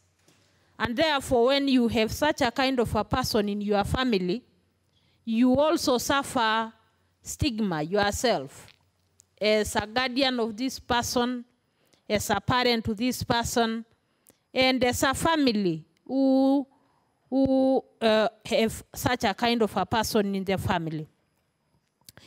It's a difficult situation to many Kenyans who have a mental health case in the family. In terms of medication, it's very costly. To take them around to look for medication for them is very, very expensive. The only hospital I know, I'm glad that my colleagues have said that there are 14 of these facilities in the country. The only one I know is Mathare, which I, for some many years, I've never thought it was a mental treatment facility. There before, I was thinking it is a jail, because it's like when you have a mental health person, you take, when he or she is taken there, it's like they've been condemned. They are taken there to be locked in for some time. And therefore, to think of having mental health facilities in our county is a very, very great idea, and that is why I want to say thank you to these two senators. Health being a default function needs to be encouraged, and it needs to be supported by all our counties. Our county governments must think of having these facilities. Health cannot be complete with only a health facility which can only treat normal patients, and some of our patients, like the ones with mental health conditions, cannot access medication. And therefore, our county governments should look at their budget. They should have a budget that is sensitive to all these matters. Issues of mental health, issues of a human resource that can handle mental cases. We need to have a training facility also for this mental expertise, mental case expertise. And we need to also have facilities that are equipped in terms of drugs.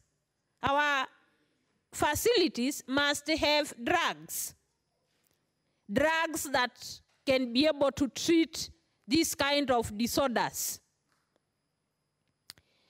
Mr. Speaker, our counties must not only have these facilities alone, but they must also have a database of this kind of patients, so that we can know where they are, how they can be treated, and also be treated even freely.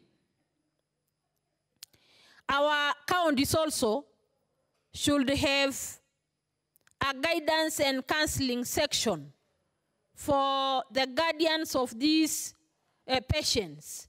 Many a times, Some of these families are not even able to handle this kind of patients because some of them are docile, some of them are even dangerous because of the kind of exposure to the community they are in. And therefore, they need the people who have this kind of patients should be given guidance and counseling. And also them, even the patients themselves need a guidance and counseling service within our health centers. Mr. Speaker, I was also thinking that we need to build capacity of our medical staff. They should be able to handle this kind of patients. I don't think we need to have just a specialized unit for them. I think everyone who is doing medicine in this country should have a kind of speciality on how to handle these mental health patients. Mr. Speaker, and therefore, we want to call for the county government to have a budget and also to look for funding from partners. Many of our counties may not be able to do all these facilities at the same time, but they can partner with private sector. The private sector, they can also partner with other organizations, international organizations, so that they can have this infrastructure in place. Mr. Speaker, they also need to benchmark. I do hear every other time county assembly members, executive members of our counties going out to benchmark on different kind of studies. I think this is a study we need to take it seriously. We need to benchmark to other countries, developed countries, to see how they normally treat these kind of patients. We need to have centers that can cater or that can treat these kind of illnesses and the warning signs for this kind of problem. Finally, Mr. Speaker, I think it is high time our counties mainstream all types of health conditions into their budget, so that we have a health facility that will cater for nutrition purposes, for mental health purposes, for maternal cases purposes, and also for medication purposes. We need to have full pledged equipments so that as a country we can enjoy being citizens of this country. We should reduce the cost of treating these patients and traveling with them to Nairobi, to Mathare, just because we cannot afford such kind of facilities in our counties. And therefore, I want to urge my two colleagues possibly to look into having a bill so that we can go further, and if even possible, we also need to have a caucus to look into this. This is a very important issue, and because we already have devolution, it is something that we must rally our counties to have and implement. Thank you.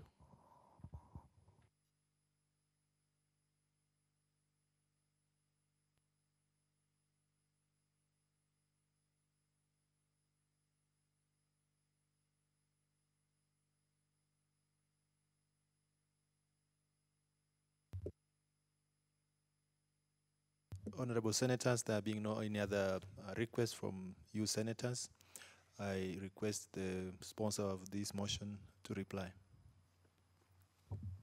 Senator Chebeni.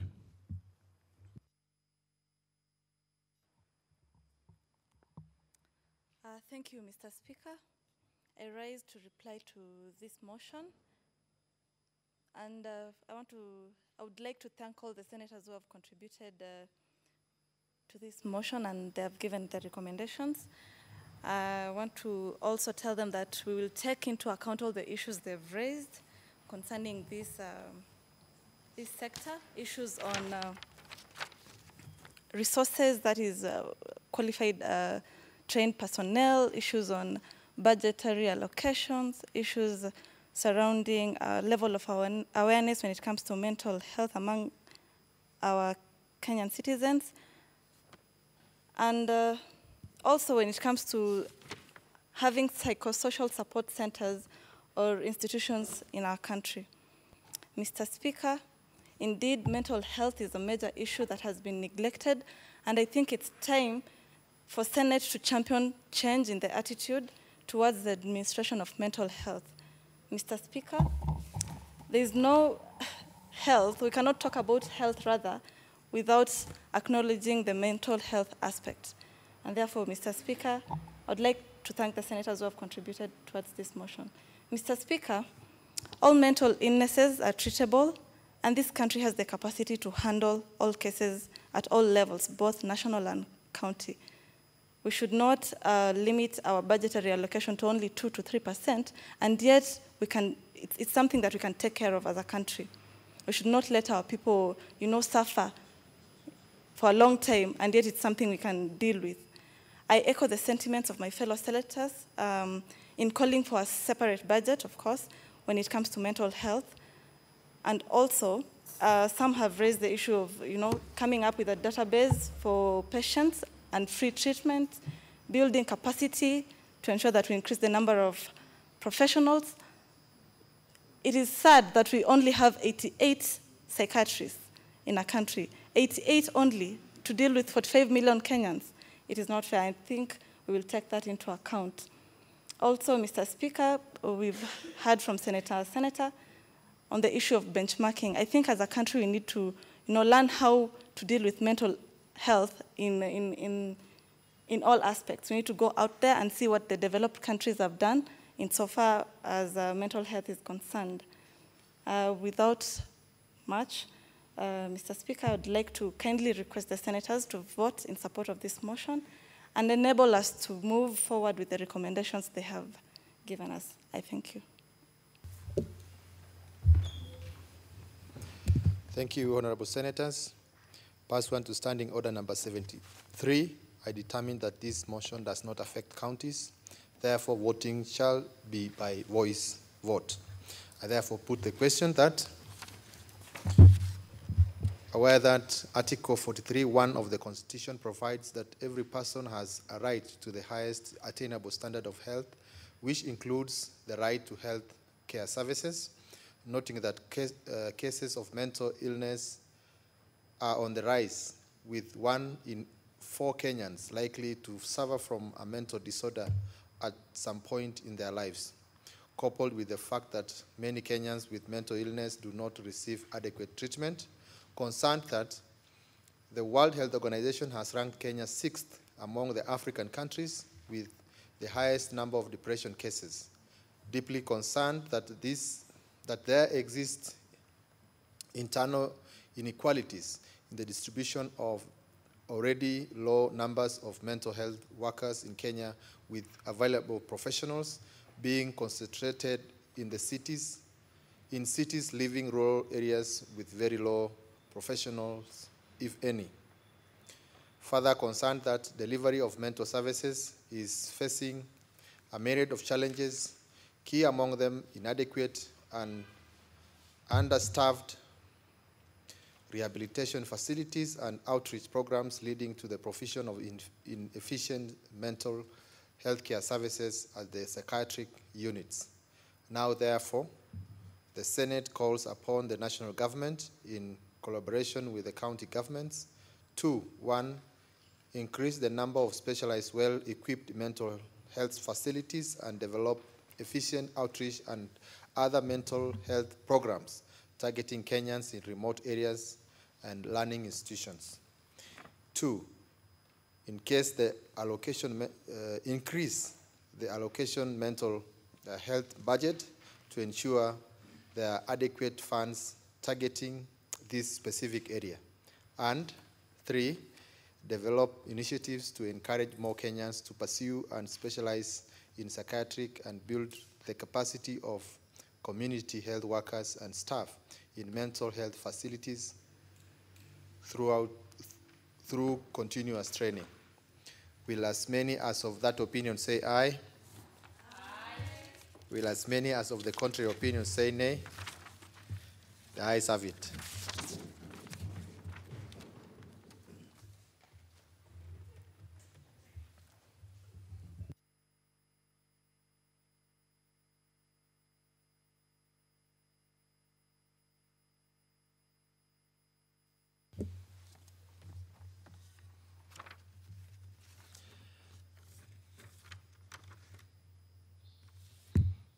Next order. Order number 12, motion, flood situation in the country.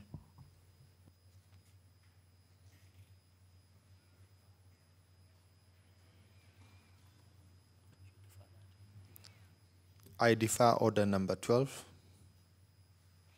Next order. Order number 13, motion, need to review and evaluate the state of education in northern Kenya. I defer order number 13. Next order. Order number 14, motion, need for standard policy regulation for construction and maintenance of rural access roads.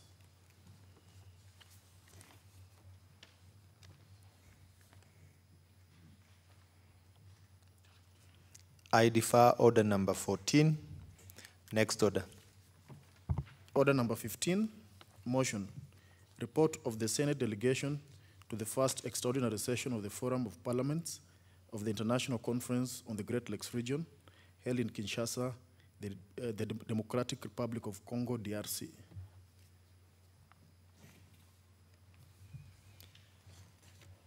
I defer order number 15.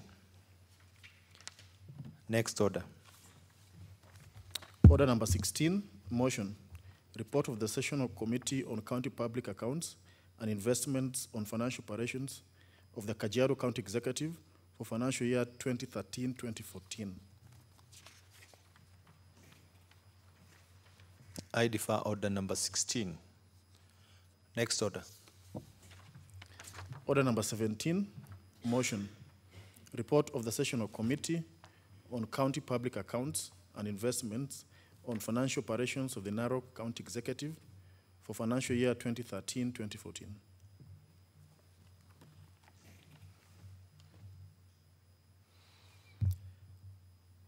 I defer order number 17. Next order. Order number 18, motion, report of the Sessional Committee on County Public Accounts and Investments on Financial Operations of the Turkana County Executive for financial year 2013-2014.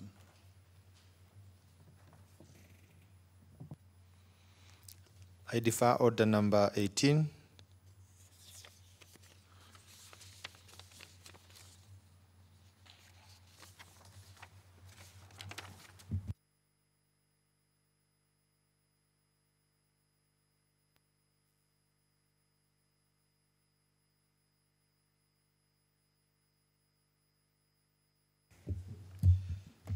Honorable Senators, it's now 6:30 p.m., time to adjourn the House.